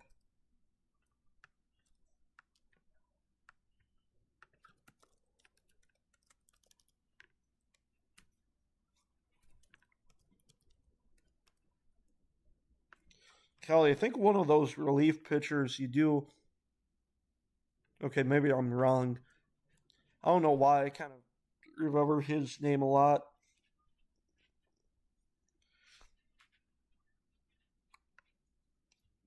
He has played his entire career with the Red Sox.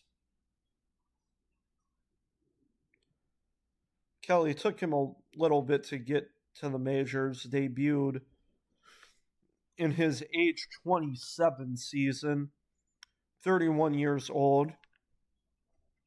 Just a average pitcher in his career, only a wins above replacement of 0.4. Always nice to be able to make it to the highest league in the baseball world.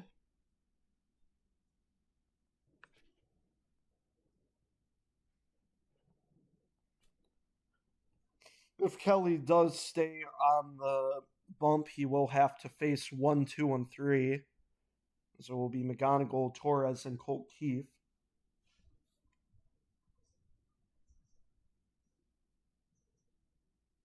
There's one guy in Fenway Park reading the news, looking at the Boston Celtics. Celtics, I believe, the number 2 seed as McGonigal's going to take strike 1 as Zach Kelly still on the bump for the Red Sox. Will be lefty on righty, though, as the 0-1 to McGonigal will be away for ball 1.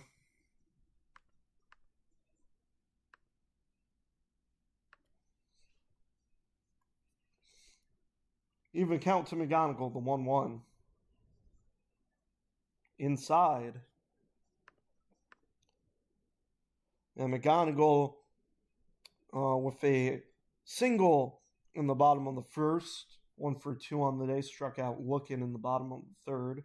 As the 2-1 will be chopped to first base and just fair as Wilson Contreras will toss it underhand to Zach Kelly for out number 1. As Gleyber Torres will get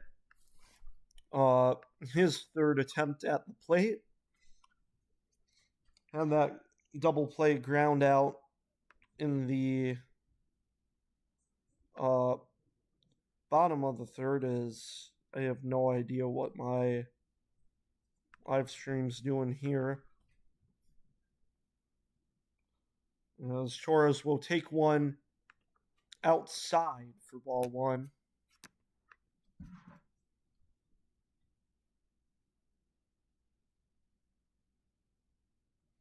The 1-0. We'll be in there for strike one. Torres, I think, yeah, no doubt he's leading this team with walks at 16 right now after he got his walk in the bottom of the third, and he will take one low for ball two.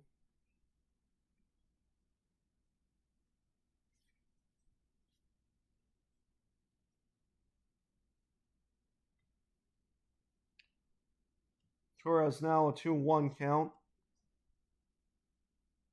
As that one ricocheted off Kelly, as it just, I think it did hit Kelly on the foot, but that ball did send up the middle where Meyer was patrolling for out number two. It may have missed Kelly though. Let's see if he's doing fine.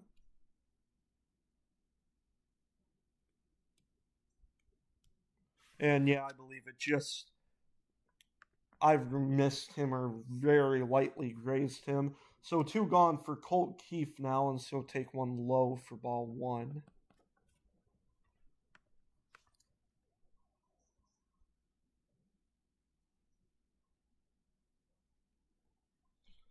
The 1-0 to Keefe will be outside and low for ball two.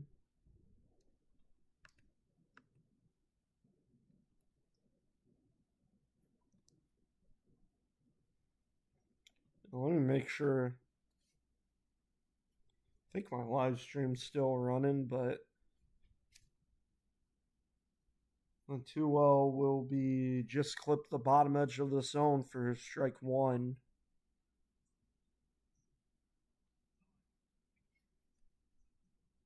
You know, this stream's still running.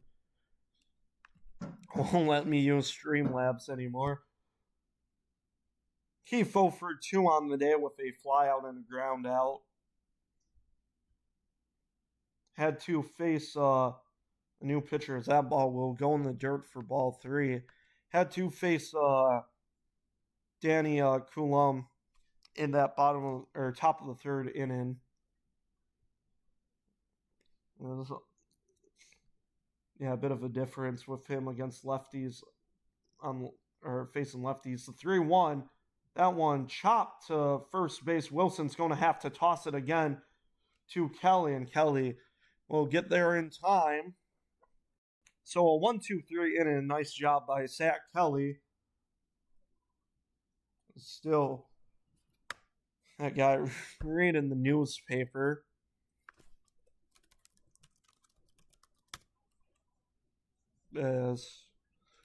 Dominant outing by the Boston Celtics in their first playoff game yesterday. Beat the 76ers by 32 points, 123-91. Detroit Pistons were unable to take game number one. It was lost to the Orlando Magic at home. There was a big stat I heard about that. The Pistons and the Red Wings, both of them have not won a playoff game yet in Little Caesars Arena. The Pistons have gone 0-5 in the at Little Caesars Arena during the playoffs, while the Red Wings have yet to reach a playoff appearance. Just a few heartbreaking seasons these last few years. As they've done a pretty good job in the first half of the season, but have then just completely fallen off at the end.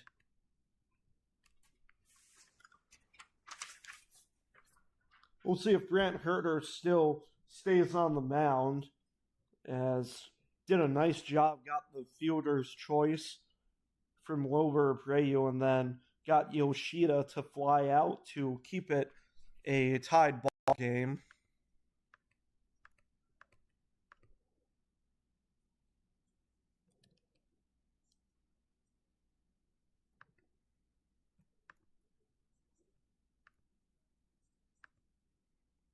So it'll be Trevor Story to lead off as that ball just completely sailed to the backstop. Going to need a ball boy to get that one.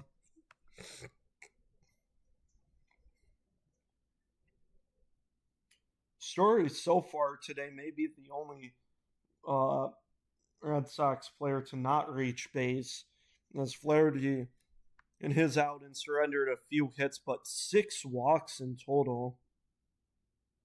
Oh, Jarren Duran has also yet to reach base. Story and Duran both 0 for 2 on the day, both of them a flyout and a strikeout.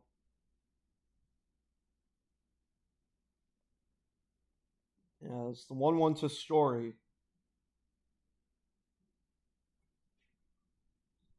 Will be way outside for ball 2.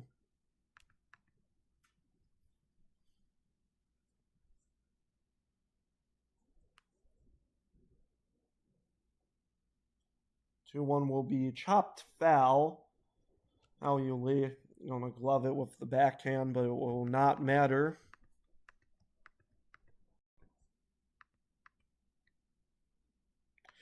Yeah, Story just trying to find back his foot and had those nice years with Colorado, as he's gonna take I believe, a swing and a miss at that one. So Herder able to get a nice leadoff strikeout, as that will bring up Jarren Duran.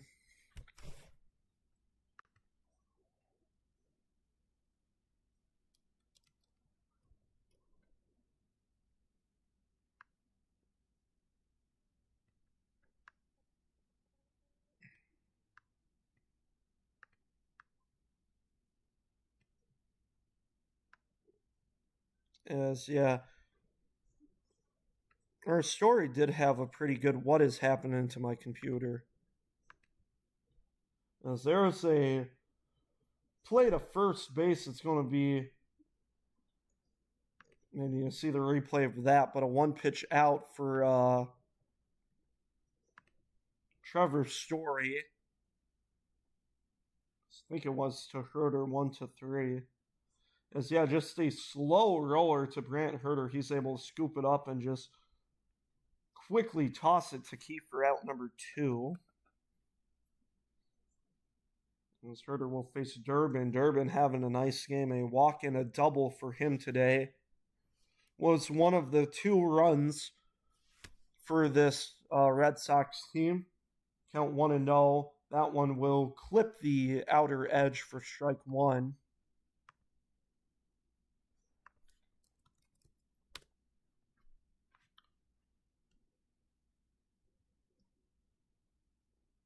Durbin will line it right to short for McGonigal. So Herder, a nice 1-2-3 inning. As we head to the 6th inning, both teams looking to break this tie. As Green, it will be 4, 5, and 6. For the 3rd time this day, it started 4, 5, and 6 for the top of the 2nd and the top of the 4th inning. Top of the 2nd inning was a 1-2-3 inning, though, as Green flew out. It was a fly out, a ground out, and a strikeout. However, the top of the 4th inning, Green walked. Dingler made it to first on a fielder's choice, and Carpenter got hit by the pitch.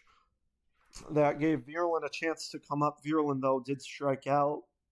I believe that was when Zach Kelly did come up to the dish. Yeah, Vierland had that long strikeout. And then Hal-Yu Lee able to get his first major league hit and drive in Dingler.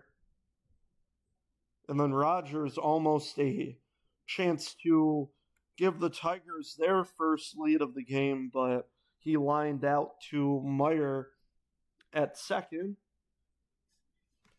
And so we'll see how they do. 4, 5, and 6 does against Zach Kelly.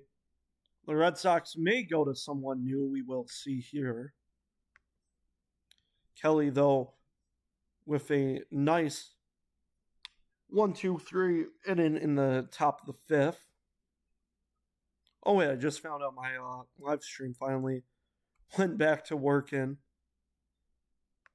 Yeah, I don't know why. It was just completely black for like the fifth inning, but did come back to normal.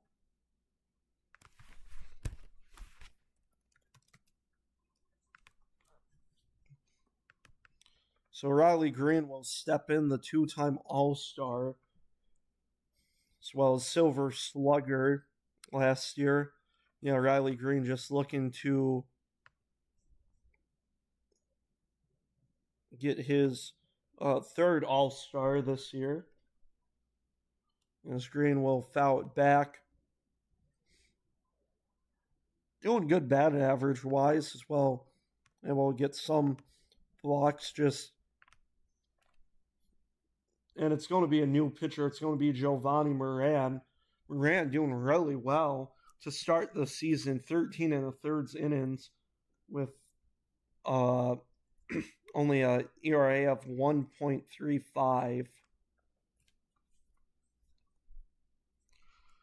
Moran also a southpaw, and he's going to face Green and Carpenter, who as well are lefty hitters, as Green's going to foul that one away. Green does say that when that he doesn't look at his statistics until the end of the year. The 1-2 and another foul ball. So we'll see how that affects his approach to the plate this year. As like I said before, Green led the American League for batters and strikeouts last year at 201. Count 1 and 2 of the pitch. As I think I haven't been updating the scoreboard. I have not. Green able to take one inside for ball 2. Green with that nice discipline, though, in his second plate appearance with a walk. Trying to get his first hit today, the 2-2.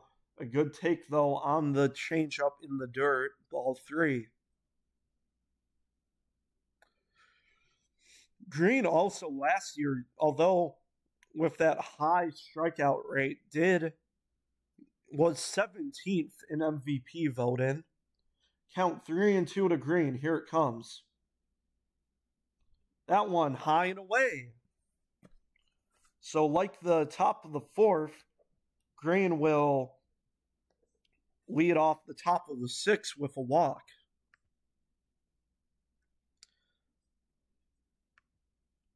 My computer, I think, just not wanting to work.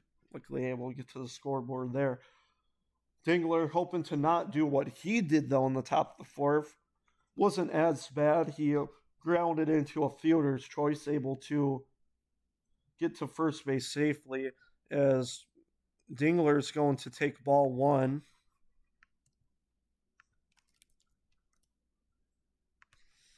Dingler, third year as a catcher. So far, having a great career. He's having a tremendous start to the season, too, as he'll take one outside for ball 2. I need to get rid of as many taps as possible. Jeez. 1.2 WAR to start the season. That's got to be top in the American League. A 175 OPS plus, 983 OPS. As Moran being talked to by Narvaez as 9 total pitches, 6 of them being balls.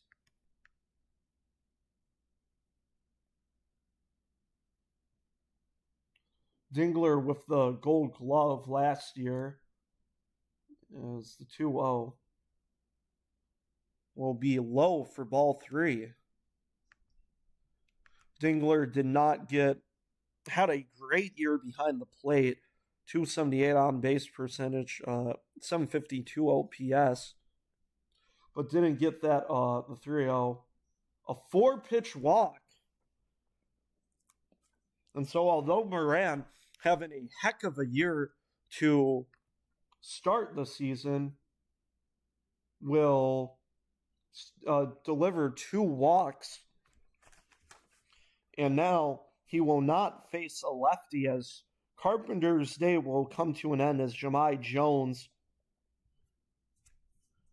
will come to the dish. Jahmai Jones had that home run in yesterday's ball game, as just able to sail over the Green Monster,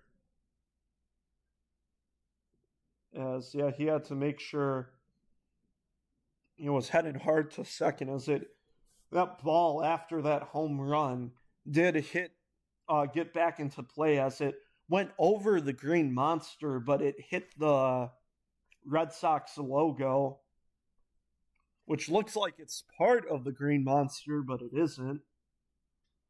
So Moran looking to try and ease himself back into this one after giving 2 straight walks, that second one being a 4-pitch walk. And so Jahmai Jones, first plate appearance today, looking to give the Tigers their first lead today, as the first pitch will be in there for strike 1.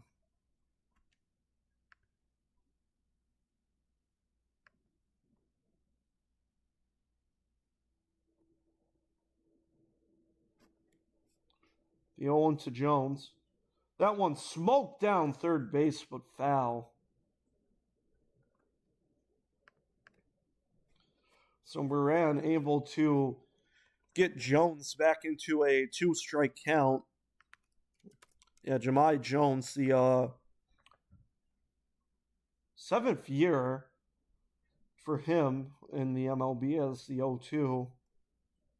Will be hit to center field for a base hit. Green's going around third, and the Tigers have their first lead today, as Dingler able to make it to third. So runners on the corners with an RBI base hit for Jahmai Jones.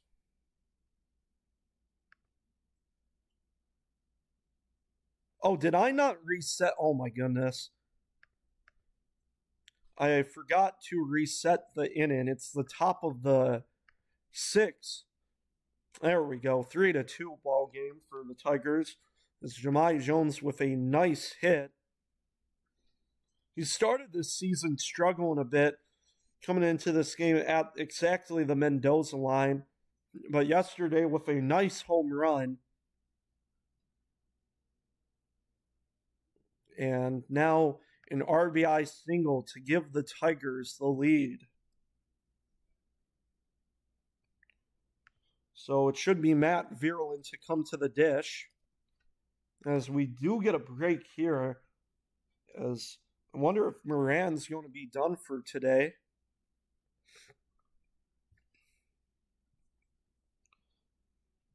Vierlin had that leadoff double in the top of the 3rd, and then struck out in the top of the 4th.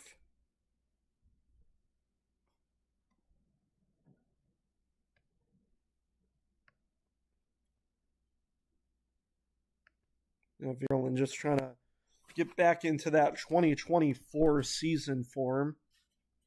2025 didn't really hit that well, and I mean, he only had 31 games he was involved in that 2025 season. 2026 looking to make a bit of a comeback, 235. Batting average entering this game, and I mean, hey, leadoff double was nice, and a chance, huge RBI chance opportunity here for Vierlin. We will see who he faces.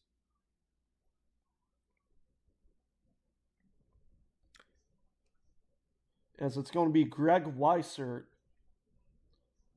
8 1/3 innings, 5.4 ERA. The question is tomorrow, too, for the Red Sox. Luckily, it will be a night game for them. But you do wonder how it will affect them against the Yankees, as they're using a lot of their arms. It's only the top of the sixth inning, in this being their fifth arm they've used today. As Vierland's going to take strike one.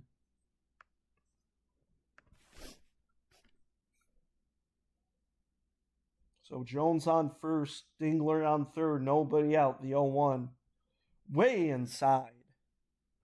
Nearly got Vierland. Weissert coming into this game with a 5.3 or 5.4 ERA, as the 1-1 will be right in there for strike two. Weissert, throughout his entire career, been pretty much at a 5.4 ERA, though. Has a decent strikeout rate, usually near one strikeout per inning, as the 1-2. He will get a strikeout there, as Vierland taking a hack at that one on the high heater for out number one.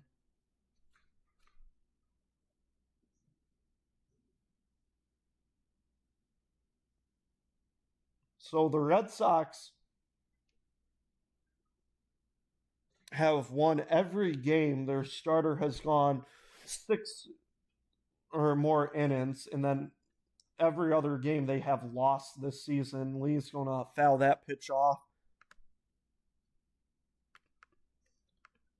And, I mean, as you see right now, I mean, Gray only able to pitch 2 2/3 innings. Most likely got injured during that Gleyber Torres walk in the top of the third inning. Weissert doing a good job, able to get Hao-Yu Lee to a 2-strike count. Trying to only make this a 1-run inning. As the 0-2 coming up. Swing and a miss. A nasty sweeper there. So Weissert able to get 2 straight strikeouts. And it will be up to Jake Rogers to try and make this a bigger lead for the Tigers. Rogers had that RBI single in the top of the third inning to get the Tigers their first run of the game. And he's just going to take a swing and miss at that heater from Weissert. Weissert able to just mow down Vierland and Lee, and looking to do the same for Rogers. The 0-1. Swing and a miss. This has just been some nasty work by Weissert.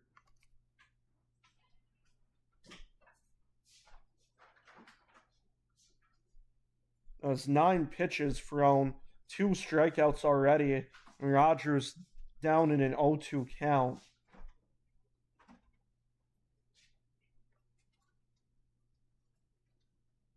The 0-2. Called strike 3. That one may have been a bit outside, but Weissert just dominant to kill this Tigers top of the 6th rally. Weisert's got to feel good about that one. 10 pitches, 3 strikeouts. As we'll see if the Red Sox will keep him in to face the lefties McGonigal and Colt Keefe. Nonetheless, we head to the bottom of the 6th inning. We'll see if the Tigers will keep Grant Herter in. Herter able to get a 1-2-3 inning in the bottom of the 5th. Yeah, Herter 5 up, 5 down for him. He was called into the game in the bottom of the 4th after Flaherty delivered 2 walks, able to get a fielder's choice and a flyout. and then able to get a nice 1-2-3 inning in the bottom of the fifth. I mean, to me, if your guy's just not giving up any hits yet, just keep him in. As Herder so far, going into this game, doing a nice job. 0.2 WAR. Does have a win on the season, and if the Tigers are able to hold on to this lead, he'll get his second win of the day, with the game being tied after Jack Flaherty left the game.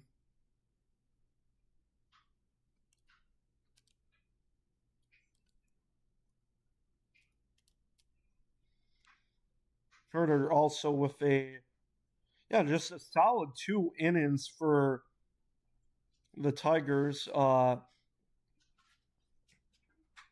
Had 45 and a third innings in 2024, his rookie season, in 63 in 2025.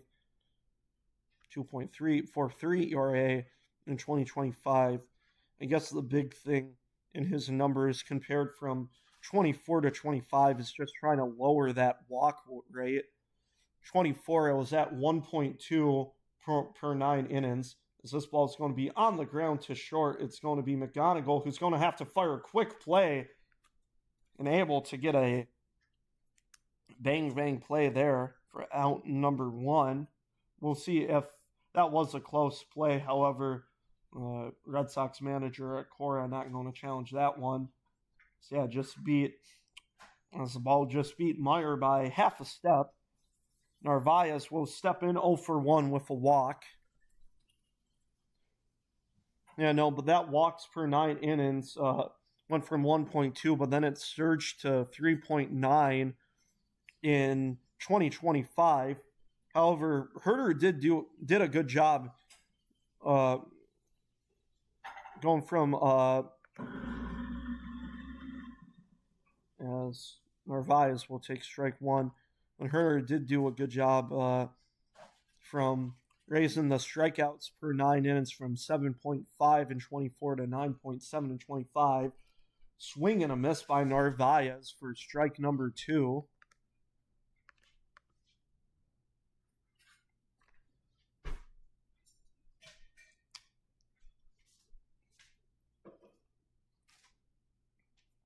Oh, 2 count. Here it comes. Nice pitch by Herder. Almost got Narvaez to take a swing at that one, but to no avail. Count 1 and 2.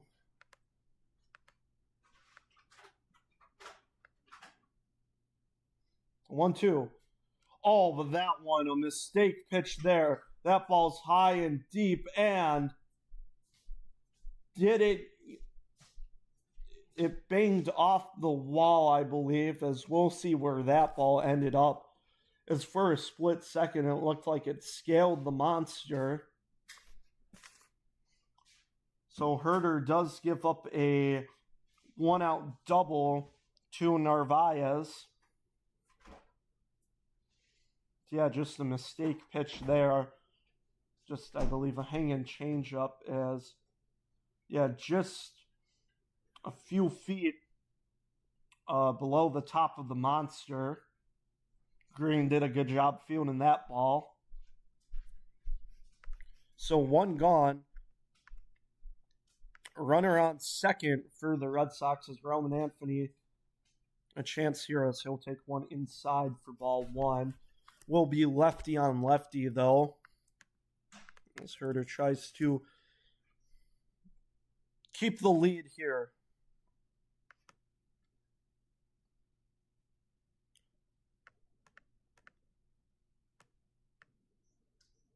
Roman Anthony close to being the rookie of the year in 2025. Had a nice season, 3.1 WAR. This count will go 2-1 to Anthony.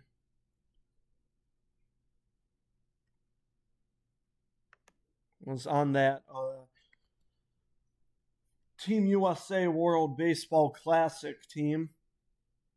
I think did pretty solid, I believe, too. Was that one way inside for ball 3. So I believe I saw Tyler Holton warm up for the Tigers bullpen. And a stolen base there, not even. I don't even know what happened there. Herder just no throw there as a chopped foul ball to first base. Count 3-2. Now the Tigers defense in this bottom of the sixth inning shifted in to prevent Narvaez from getting to home plate.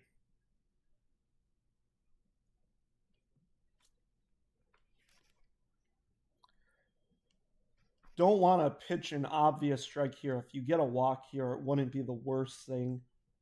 3-2. That ball will be lined to center, though, for a base hit. And so the Red Sox will tie this game back up.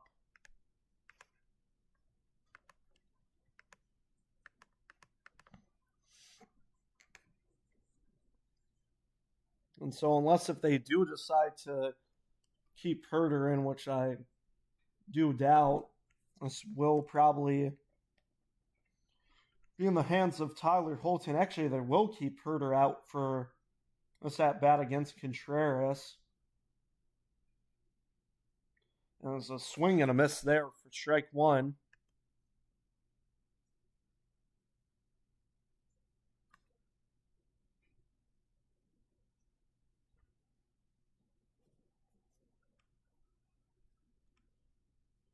The 0-1.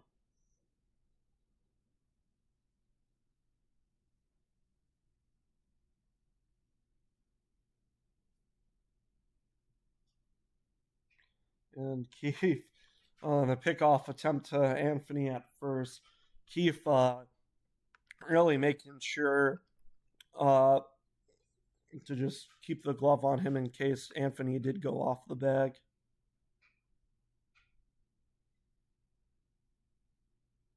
All one. And Anthony going to second. The throw down will be offline as Torres able to get the ball to ricochet off his glove, keeping that one in the infield. So the go-ahead run for the Red Sox on second with one gone.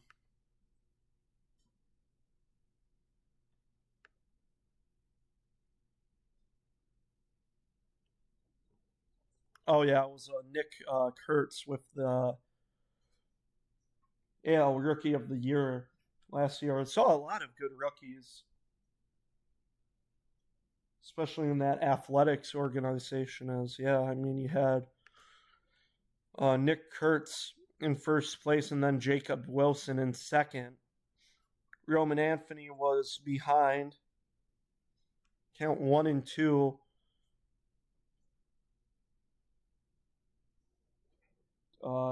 To the more experienced hitter in the name of Wilson Contreras, but not the best swing there. Is that ball being way outside, not even, as I believe Contreras thought maybe that one would be a slider, but it was instead a changeup, and Contreras just a huge hack at that one for a big out number 2. And so Herder staying in to face Wilber Abreu. That ball smoked foul down the third baseline.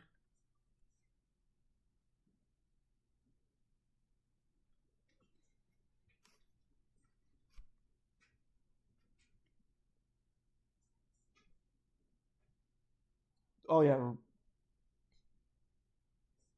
Not too close to being a fair ball, but a huge swing and a miss, as that ball was very inside. But yeah, Abreu hoping it would go in the strike zone. Is taking a huge hack at that one, as Herder's going to step off. Herder pitching a decent amount in this game, as pitch number 40 for him is going to come up here, looking to keep this ball game tied, the 0-2. but we'll have to weigh it as that one way outside and low for ball one.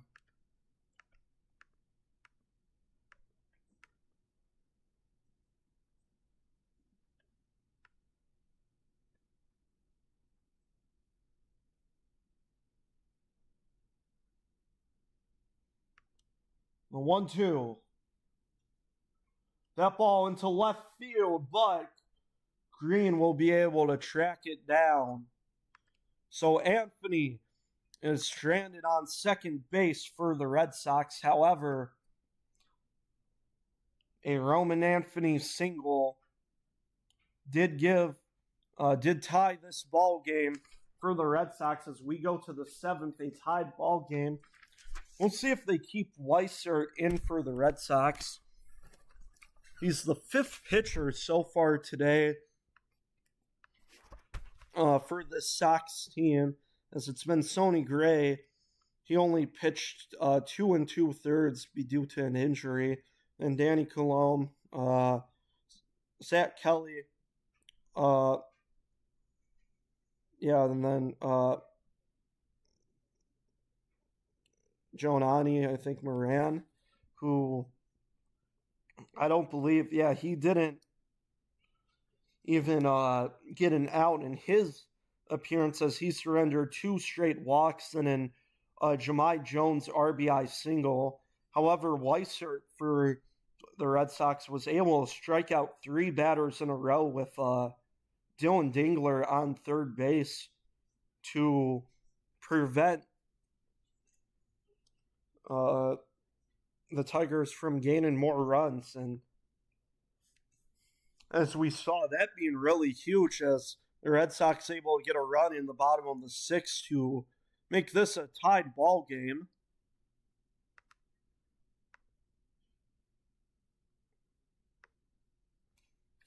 So we'll be back to top of the order, and we will see if the Red Sox do keep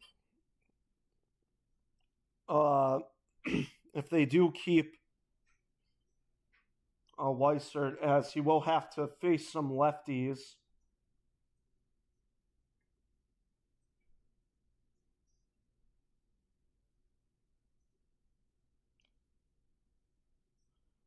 In the last game, I don't even know how you find that information, but last time each catcher stole a base in a Tigers game was 1982, as we'll get the top of the 7th started as McGonigal will take ball 1, as Rogers, after his RBI single in the top of the 3rd, check swing, called strike 1.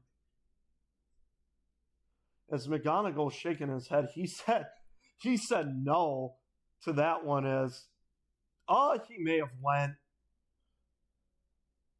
As the 1-1 shot down the first baseline, we're seeing a lot of these baseballs. As, it is a new pitcher. It's going to be Garrett Whitlock. So they are keeping a righty. So this being the 6th pitcher the Red Sox have used today. 1-2, this ball being sailed high and deep to center field. This ball's got some distance, but just dies near the end of the warning track. Duran able to catch it, as that one had some huge wind on that one. Fenway Park being one of the worst places to hit a home run.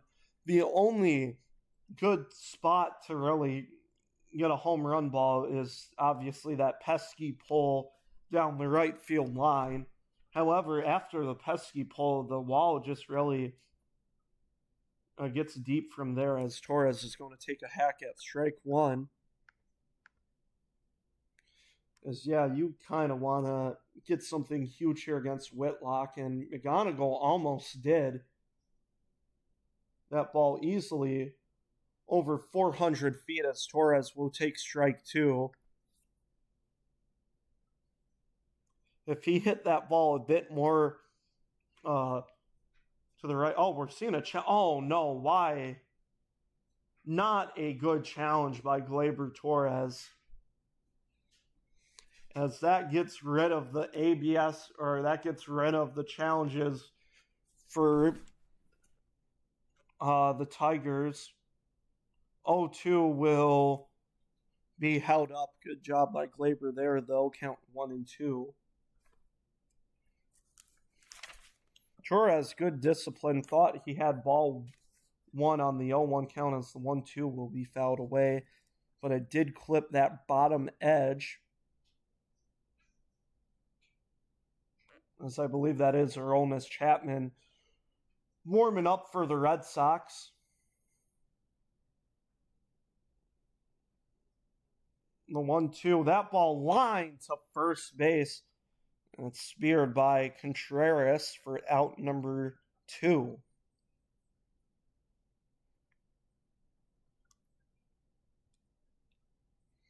Colt Keith will come up to the plate. Kind of a shock for him, 0 for 3 on the day.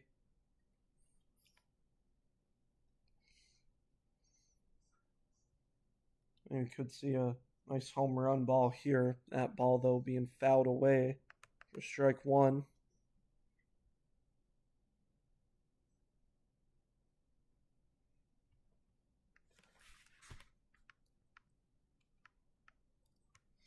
And ninth inning, depending on the score, as Keith's just going to take one way low for ball 1. Probably going to see Chapman in the 9th.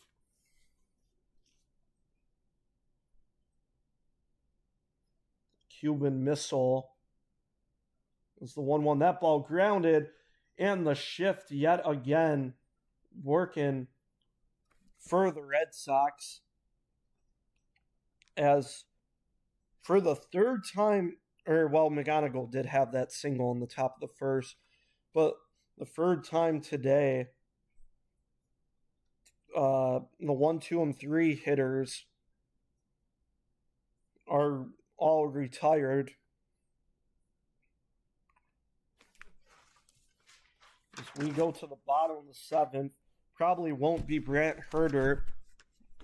Would have the chance for that win if he did not give up that RBI single. It's going to be 4, 5, and 6, and probably not Brant Herter pitching. It will probably be Tyler Holton for the Tigers.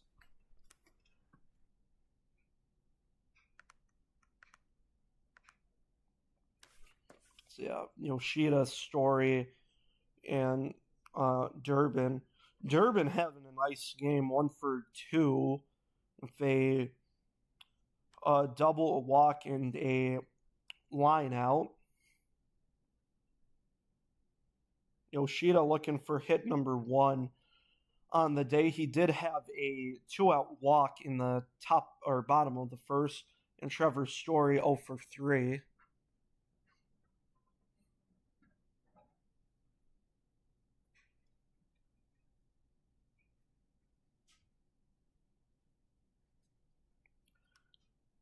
Compared to the Red Sox, so at least a good thing for the Tigers, if you do not win this game, you didn't really, at least so far, they haven't really expended their bullpen. As only so far today they've used Flaherty and Herter.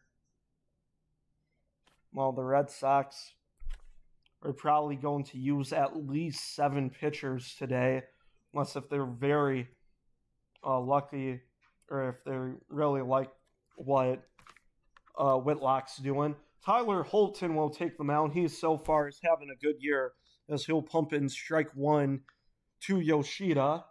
9 1/3 innings, only 1 earned run given up, giving him a ERA of .96, as he'll be tasked with just trying to keep the score the same. However, this ball just getting past McGonigal up the middle, and Yoshida has his first hit of the ball game. So a huge leadoff single for the Boston Red Sox.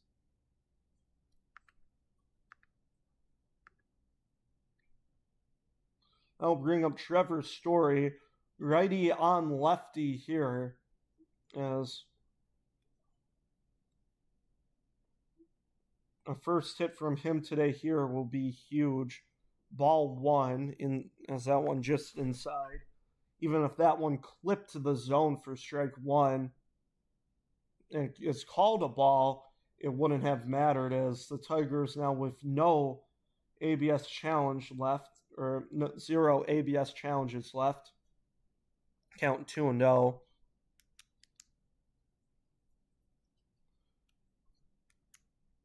Rogers may not see too much of him in this 2026 season like 2025. It's the 2-0. As that one's low for ball three, and not a good start for Holton.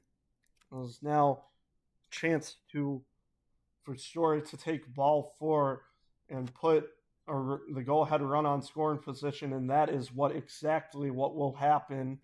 A 4-pitch walk from Tyler Holton. As so far today, the Red Sox have taken 7 walks in total.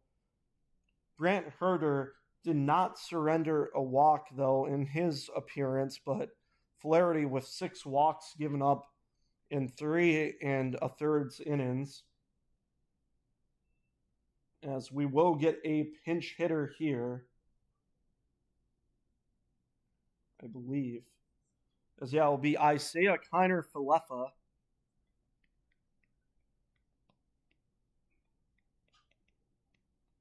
think last year, was decent on that Pirates organization. He's going to try and lay one down. That one way inside, as Falefa was able to just make contact with the ball, but that ball going foul.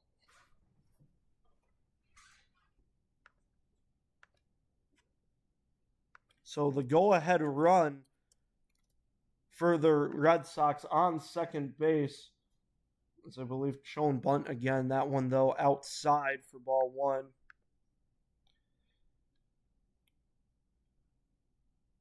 Falefa, the veteran, played for the Rangers for a while, so he's going to try to lay one down again. He's going to hold back, but that one did hit the strike zone. So count will go 1-2. Yoshida on second, Story on first. Falefa probably swinging away here. The 1-2. He's not, as that ball will roll foul for the strikeout. So a huge foul bunt there. As Falefa, I believe, was just told, hey, just bunt anyways. As McGonigal was shifted back, so there was maybe a chance if Falefa did get it down the third base line that he could have potentially been safe too and load the bases. However, that brings up Durbin with one gone. Now a chance for the in double play. Durbin will take one low. Trying to improve his batting average, only 152 on the year. But like I said before, having a nice outing today so far. So I believe, he also picked up a stolen base today. But extra base hit for him. Stolen base. Was doing well today. Count 1-1 to Durbin. As that ball is going to be smacked foul behind home plate. So if you're Durbin, going to want to watch out here, as I believe we will also get any pinch hitter on deck for the Red Sox. Count 1-2. Is that ball on the ground to second? It's going to be Torres, as he's going to try and toss it to third. At least for the Tigers, able to, let's see what they score this. I think that could be an error on Torres. We'll see. As Torres had it on the backhand, bobbled it a bit. And the only play he could have made was at third base as McGonigal, unable to glove it. He went to second, hoping to just get out at second, but not there in time. Torres went to third base. It's going to be Rafaela for the Red Sox, lefty on righty, with the bases loaded and one gone. Holton almost got the job done as able to put one on the ground. However, that ball just being up the middle, which made it really awkward for both Torres and McGonigal to get it. So all base runners were safe. I believe they'll probably count that one as a base hit.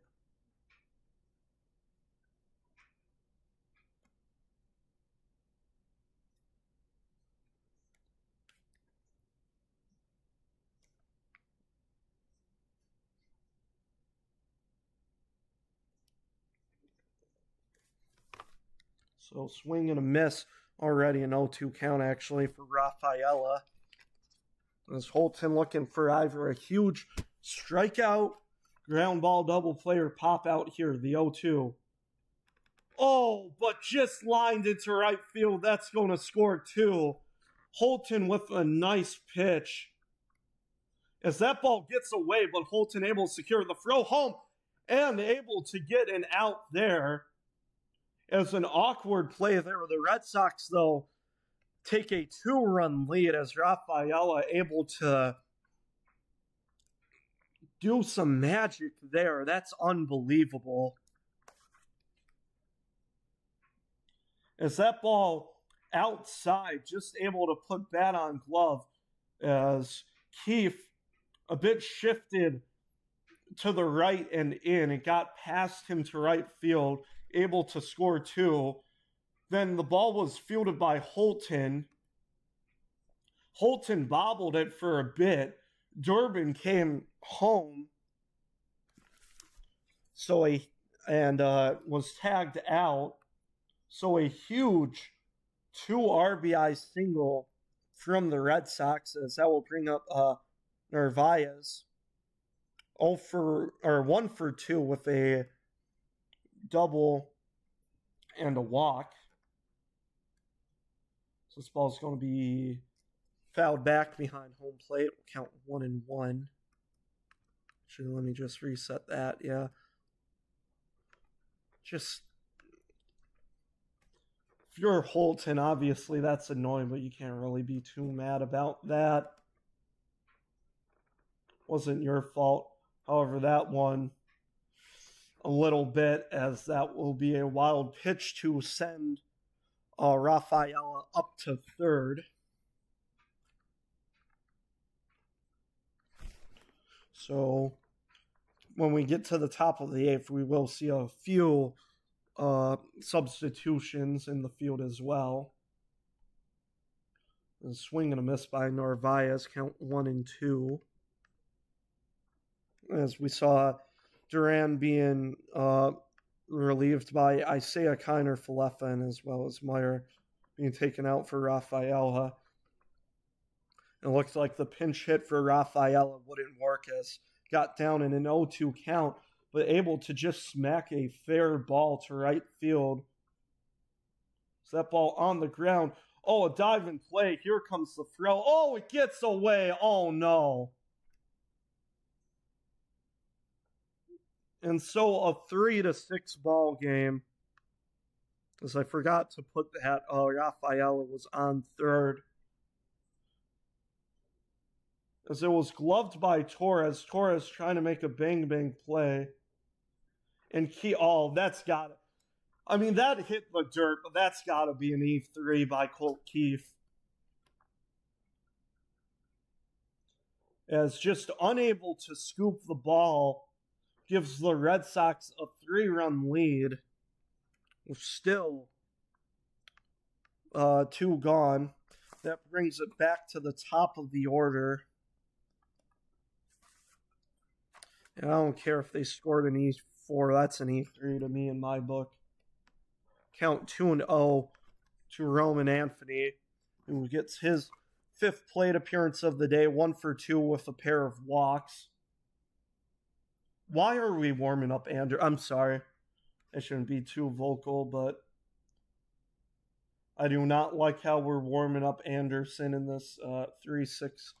Well, I guess if Holton gives up a walk here as ball 3 has now been pitched, maybe Anderson wouldn't be the worst move.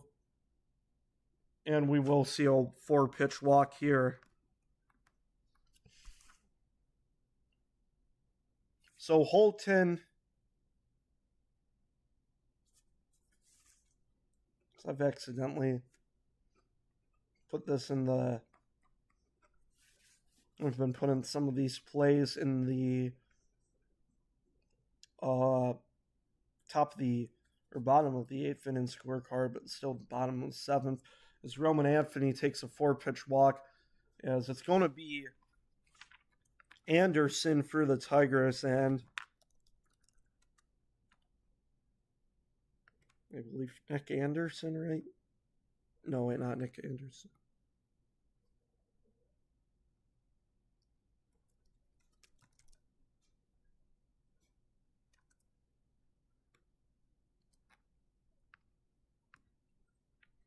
So 6-3 ball game with one runners on. Oh, Drew Anderson.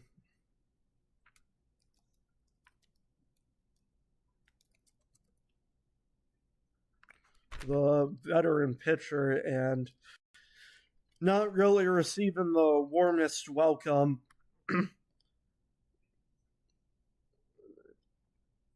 For the Tigers. 10 innings pitched with a 7.2 ERA, coming in for game number 7.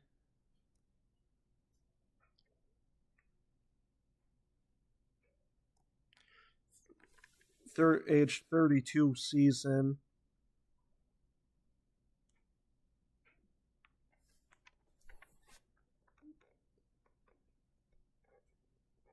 Yes.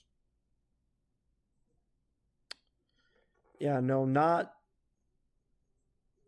really receiving too good of a welcome.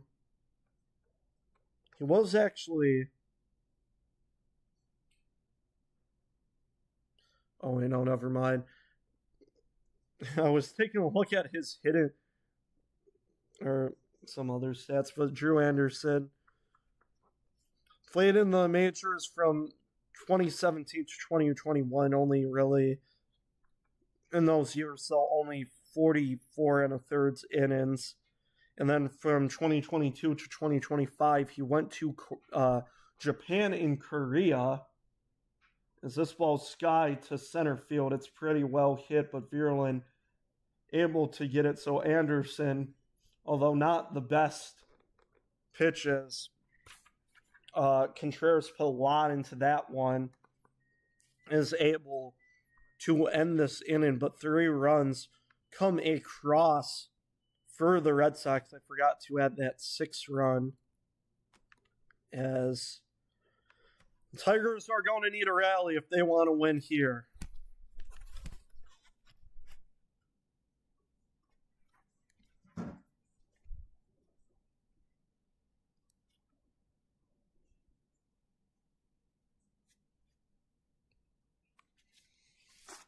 Top of the 8th we go. It's going to be 4, 5, and 6 again for the Tigers. And so far, Green's done a nice job. 0 for 1, but a pair of walks. Dingler 0 for 2, but with a walk, and Carpenter 0 for 1, had a hit by pitch, but then Jahmai Job's able to come in and get a RBI single that tied the game up. Oh no, it gave the Tigers the lead. However, in the bottom of the 6th, the Red Sox able to tie the game back again. And then bottom of the 7th,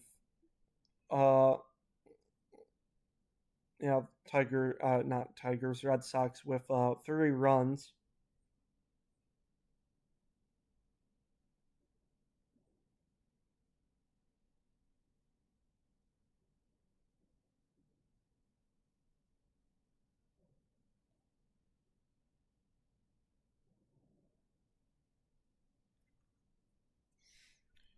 Honestly, yeah, if I'm the Red Sox, I'd just keep Whitlock in. I mean, had a nice 1-2-3 inning.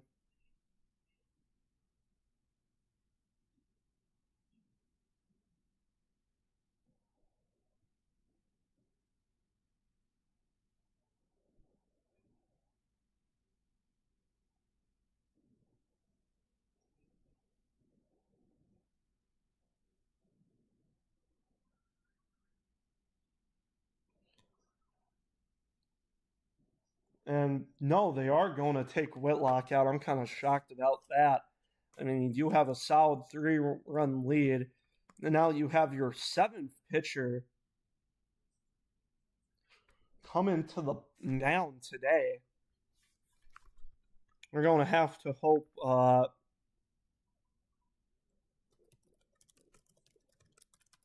With actually, wait, no.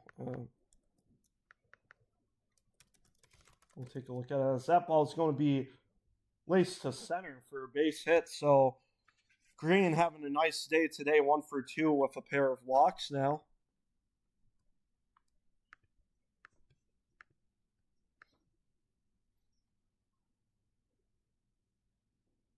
So it'll be Rafaela in center for the Red Sox and Connor Falefa at second. This is Dingler will get his third at bat, fourth plate appearance, as he'll take strike one.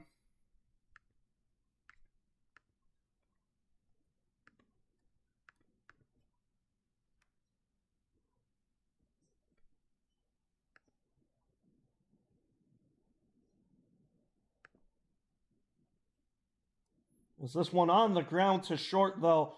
The throw to first will be not in time, though. So Dingler with another fielder's choice. Had one fielder's choice in the top of the fourth. One gone in this top of the eighth inning.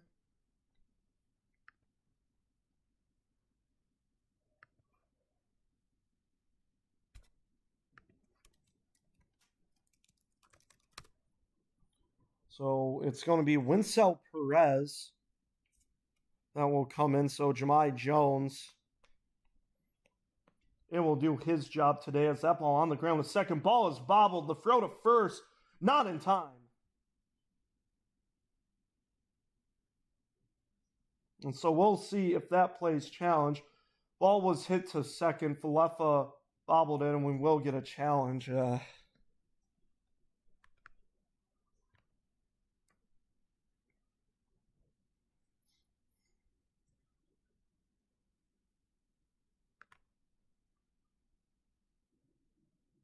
It looked like he may have beat it out. We'll see here. Oh, that's close. You need a better camera angle there. But if it is oh, it looks like it beat him actually. Unless it does matter. Where does that heel hit? They're going to call him out anyways.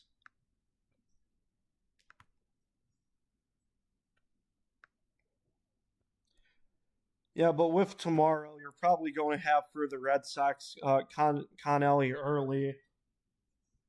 This is a big challenge here. Good. I mean, even if this was not as close, still a decent challenge by the Red Sox manager Cora, because either he's out and you get a huge second out, and that doesn't bring the tie-in run up to the plate.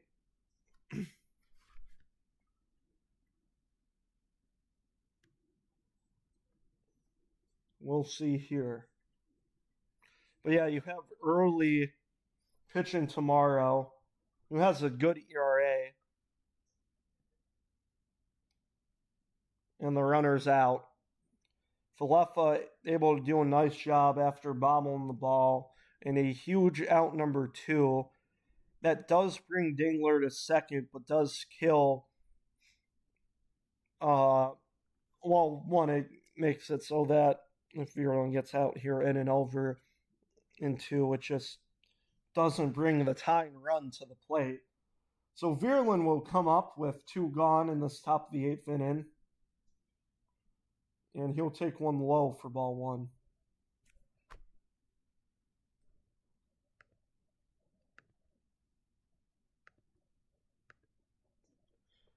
But yeah, you have Early pitching tomorrow for the Red Sox. He's got a nice ERA, but if the Yankees bats hit well against him, I mean, you've expended a lot of guys in the bullpen as Vierlin's going to foul one back for strike 1.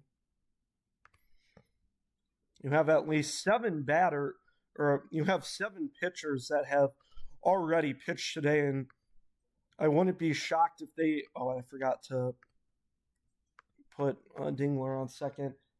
And you also have.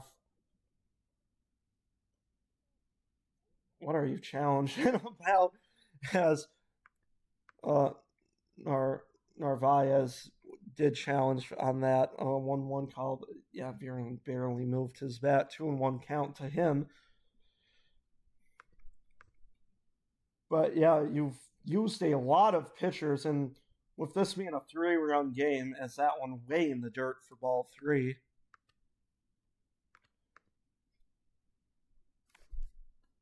You're probably going to use Chapman, who's warming up, trying to look for another save opportunity here. The Cuban Missile in his 17th MLB season, 8-time All-Star, going to be obvious future Hall of Famer.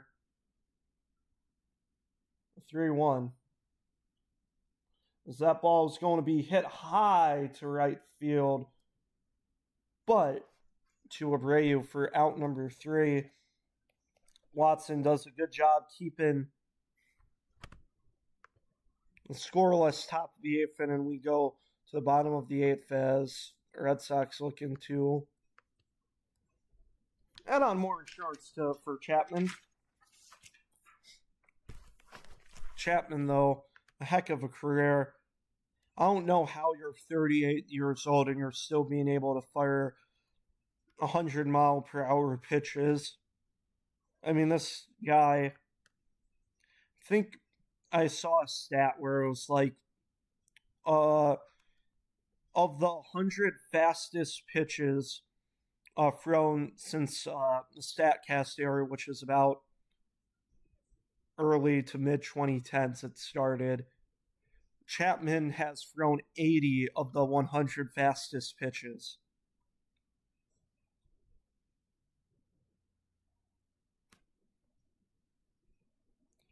Yeah, Chapman with the 2 World Series rings as well. So it's for a dominating, just a great, just beautiful career he's had. He's been on a bunch of teams.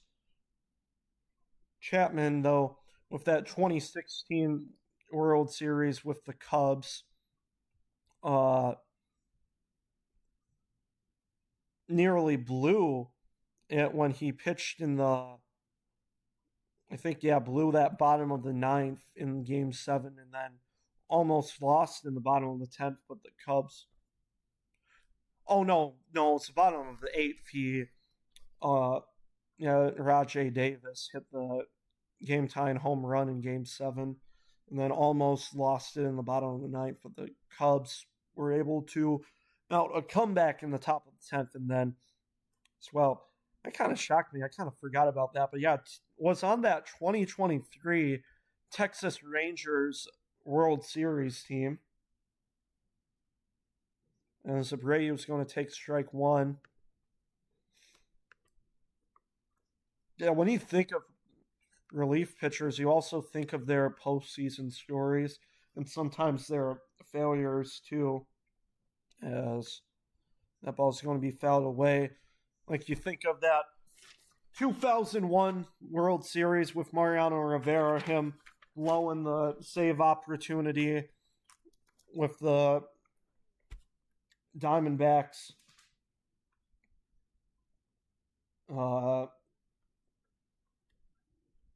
making a comeback and walking it off Game 7 of the 2001 World Series. Drew Anderson will stay in for the Tigers, which I don't know. Take it as you may. That ball will be thrown high for ball one.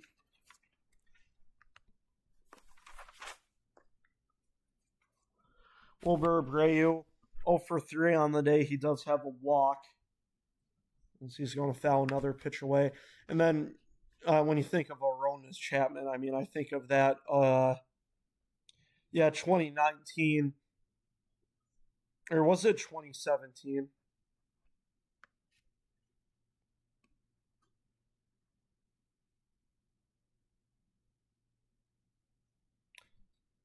I think it was the 2019 AL pennant where he gave up that walk-off home run to Jose Altuve to send the Astros to the World Series. Count is 2-2 to Wilber Abreu. As I've kind of lost hope in the Tigers. They still have a chance, though. I just don't like how they have Drew Anderson pitching this one. But Anderson, though, able to get the strikeout against Wilber Abreu. Red Sox really did well in that bottom of the second and bottom of the seventh inning in today's game, able to muster 8 batters in both of those innings.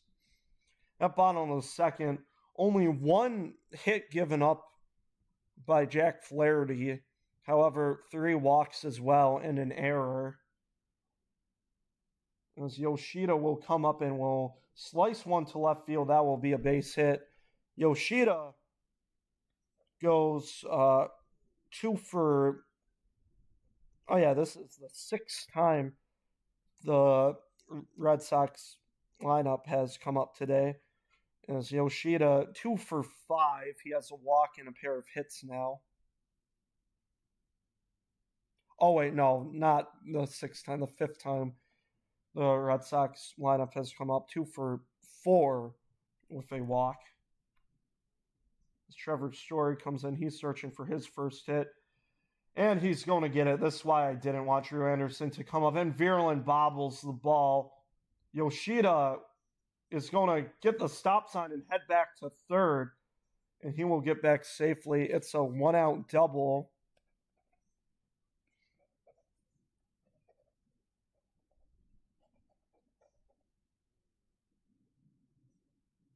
So Yoshida nearly... Oh, wait. And so that won't be interference as close as the third base coach for the Red Sox was actually right. Oh, that didn't feel good. As I wouldn't be shocked if Boston fans are booing at Anderson as a curveball right above Falefa's, and it won't even matter. 2 RBI single from Isana Kiner Falefa. I don't get why the Tigers started Drew Anderson, as I forgot to even include the runs. 8-3 ball game.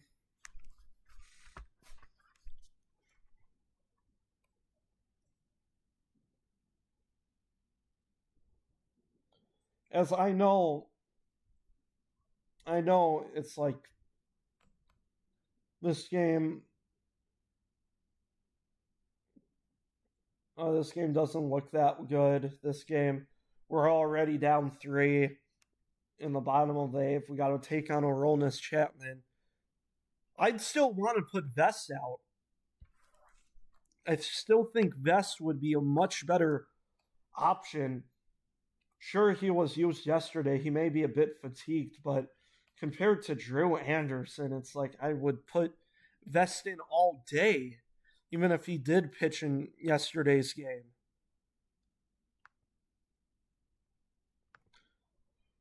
One out still, count 1-0 to Durbin. As I've kind of just lost track.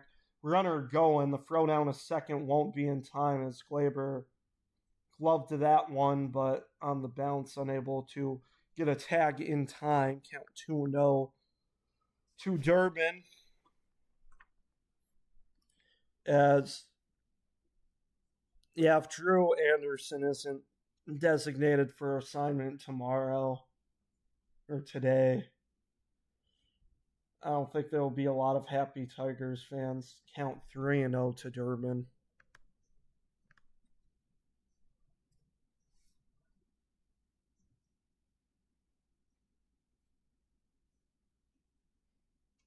And Anderson able to fire in strike one.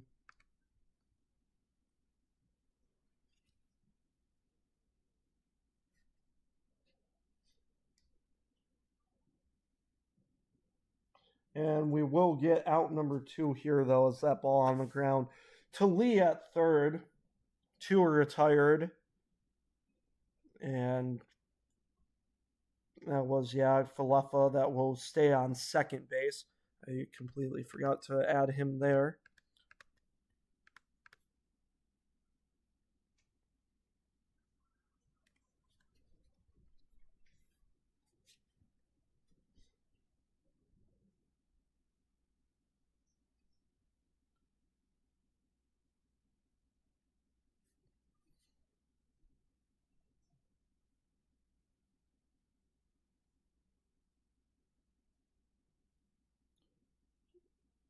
Rafaela now is going to smash one to the wall. Oh, what a catch by Green.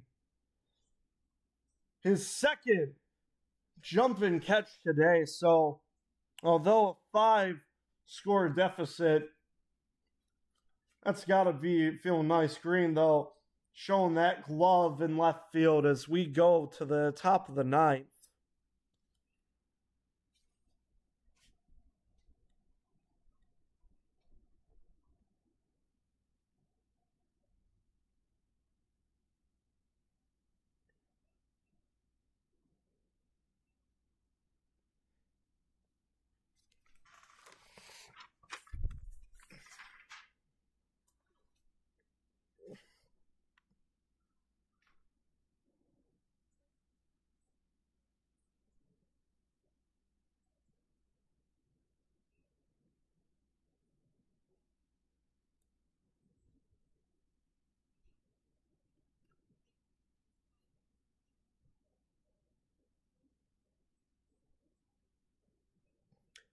Yeah, I don't even.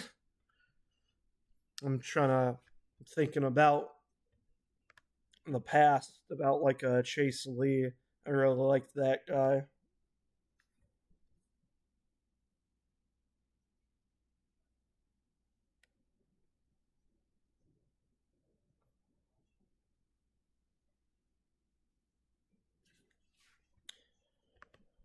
So top of the ninth, we'll see.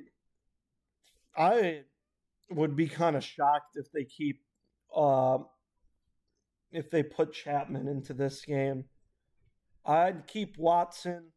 I would keep Watson for the Red Sox. Just try and see if he can just end this top of the ninth. I mean, you're only facing 8.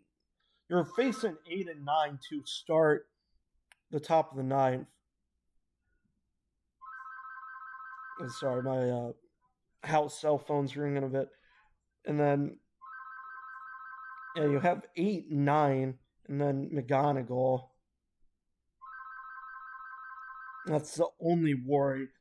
I don't want to be like, I've been critiquing all this game, and because I'm a Tigers fan, but I would be completely odd if you bring Chapman into this game.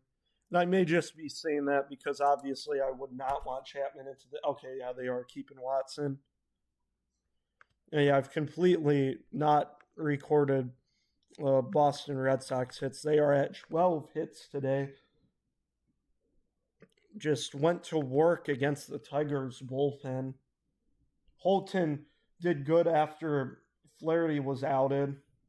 As Lee's going to smack one to the wall As we'll see if he'll get his first career extra base hit, and he will.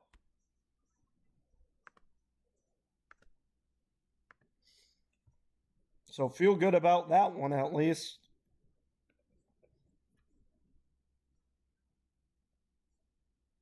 So Lehigh will just go swinging on the first pitch.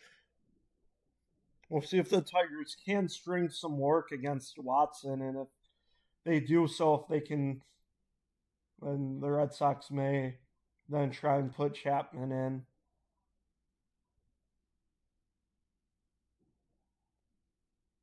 Rogers 1 for 3 on the day. Gave the Tigers their first RBI single. I think maybe kind of a bit of a hope that after Gray came out of the game early, maybe the Tigers would muster some more runs.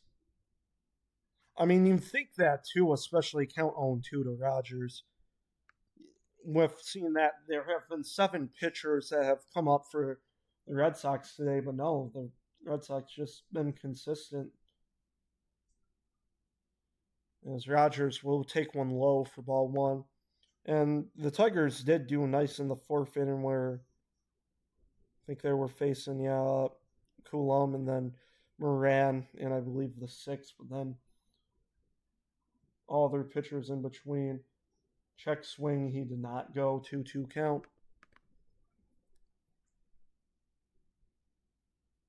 Big deficit for the Tigers, too. They have 0 ABS challenges left. This is the 2-2 to Rogers. Will be hit to third base as Lee is going to have to retreat. As Durbin able to fire it to first for out number 1. So back to the top of the order for the 5th time for the Tigers today. It's going to be Kevin McGonigal.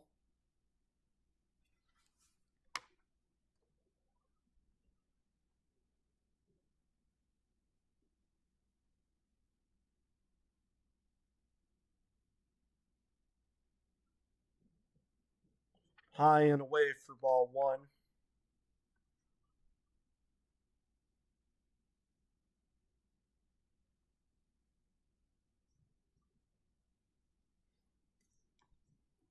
To McGonigal. He's going to take one right down Broadway for strike 1.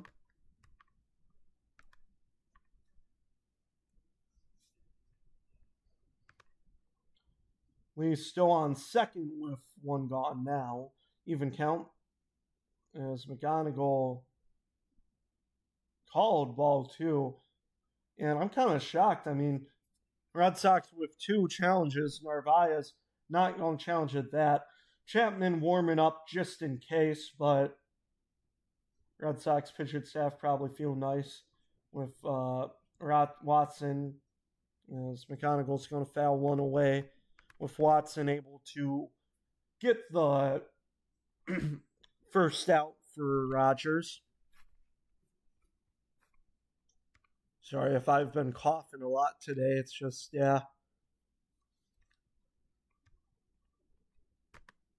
did a lot of yelling on Saturday as the 2-2 will be fouled away again. So the tying run for the Tigers is in the double hole. So 2-2 count to McGonigal. As McGonigal's going to take one in the dirt, ball 3.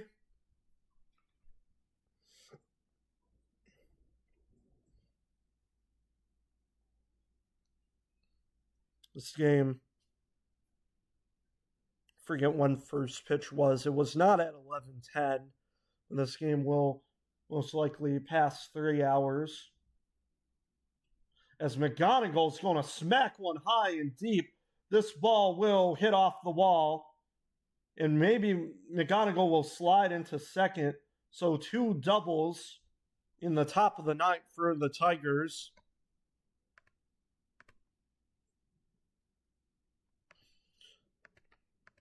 And so That brings up Gleyber Torres, still with one away. Tying run now in the hole for the Tigers.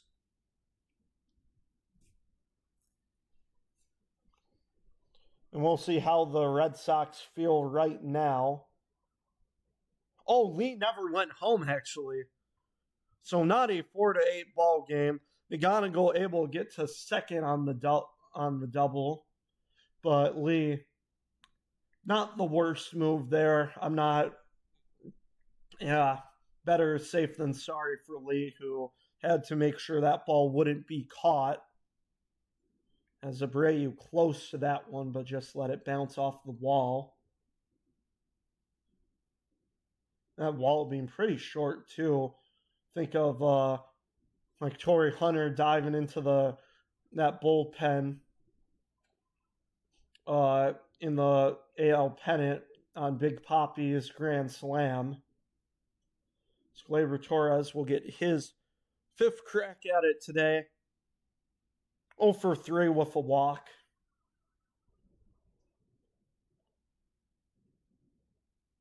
So he took strike 1 there, the 0-1. Good take there.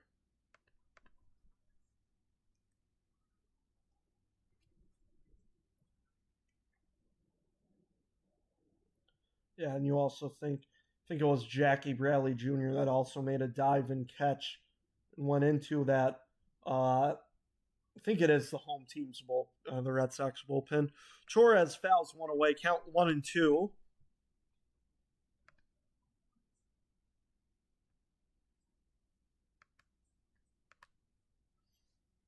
So Torres down a 1-2 count. Here it comes. And that one low for ball 2.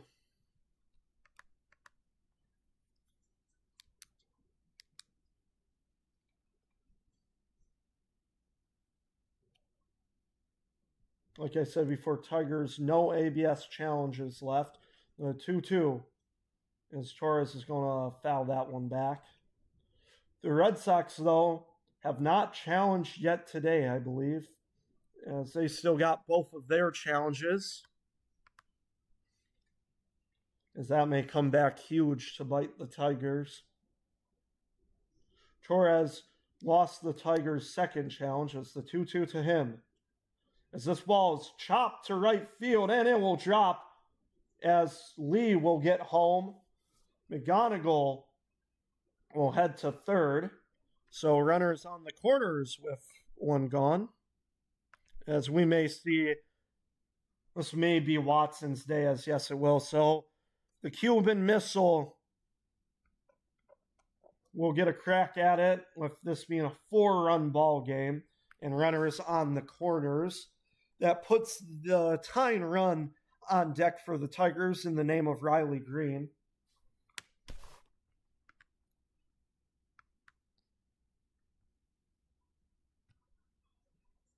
As that's another bad thing for the Tigers. Your next 2 hitters are both lefties. Wonder if you may see Baez come into the... I am unsure.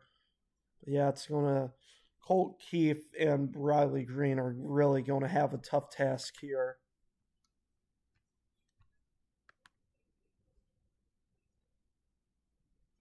Both teams have really strung up a bunch of hits here today. I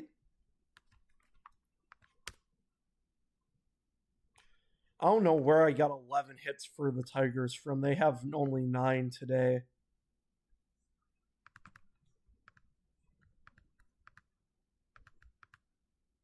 Those errors also a huge part of this would be a much closer game without those errors the Tigers have. Tigers with 2 errors on the day. I don't know why it says 1. There should be 2 errors total. As it says 2 on the Google scorecard, but I'm counting 2 because 1 came from Flaherty. Oh, they may have not counted that one, but 1 came from Flaherty that was trying to get, I believe it was, Durbin in a pickle, but he threw to third base way too early, which led to. Oh, yeah, there's something too. You have the Cuban Missile, Aroldis Chapman, third place all time for relief pitchers in strikeouts. Not that high save wise, but he's obviously, with those strikeouts, going to be a Hall of Famer. And then Kenley Jansen, fourth place all time for strikeouts. And Torkelson will get an at bat and smoke one down left field, but just foul. So yeah, Tigers with a Hall of Fame pitcher in their or future Hall of Fame pitcher in their rotation. Red Sox with a future Hall of Fame pitcher in their rotation. 0-1 count to Torque. As Chapman's going to use the slider, it will be low for ball one. I think that's what's made him so effective too. Those off-speed pitches, probably not, obviously not the best in Chapman's arsenal. It's the 1-1. Is that one called strike two? That may have been a bit high, but Tigers with no challenges left in the ABS system. But yeah, just being able to go from 80, like a 102 mile per hour fastball to an 80 something mile per hour slider is insane. The 1-2, as there comes the sinker, 99 on the gun.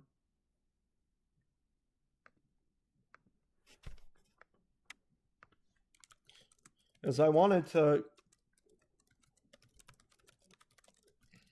look at the most strikeouts by a relief pitcher, as they showed that the 1-2, that one just outside, and thankfully the home plate umpire for today calling that ball too, as that one was a close pitch. Shocked and Narvaez didn't challenge, as that one was the ball, but with two challenges left, why not? Count 2-2. Torkelson is going to foul another one off. Yeah, but Chapman just 2 strikeouts away from tying the goose, Rich Gossage, in strikeouts by a relief pitcher. And he's got a chance to do it today, the 2-2. As Torkelson, yet another foul ball. And by the end of the season, Chapman does have a strong chance to be first all-time in relief pitcher strikeouts, as Hoyt Wilhelm, the leader, at 1363, the 2-2 to Torkelson. Swing and a miss. He's at 1339.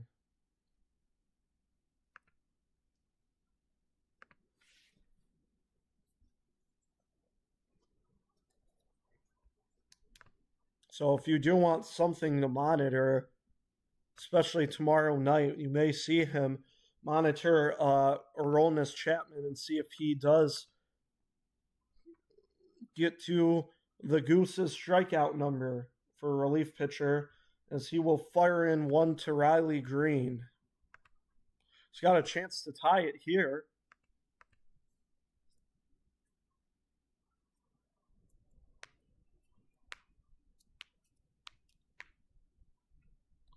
The 0-1. This one laced to center field, and it deflects off.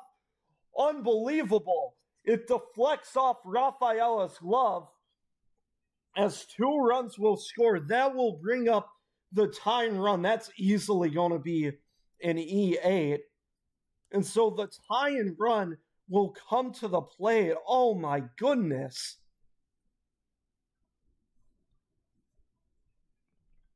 Should have ended. Oh, wait, no, that will be a single, and I believe an error will be added on that. It looked like it hit off Rafael's glove. It did not. It bounced and then hit Rafael's glove. Dingler steps in. Oh, that could have been a good pitch to take a hack at. So the Tigers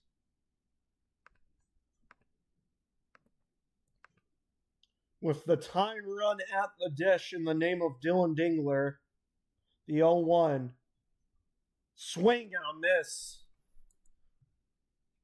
Tigers down to their final strike as Dingler almost able to get a huge hit there. The 0-2. That one on the ground to short. This should do it.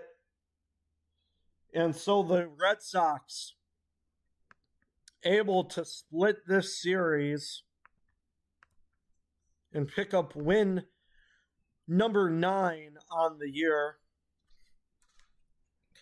as the Tigers will drop down to 12-11, but still nicely over 500. Had a pretty well series against the Red Sox and did well in that last series against the Royals.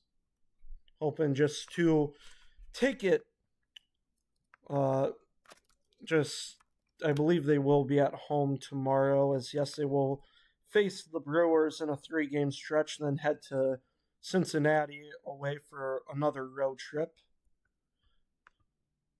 However, big story today, Hao-Yu Lee able to get his first major league hit and first major league extra base hit, and Chapman one strikeout away from tying Rich Gossage for number 2 all time in strikeouts by a relief pitcher. This has been another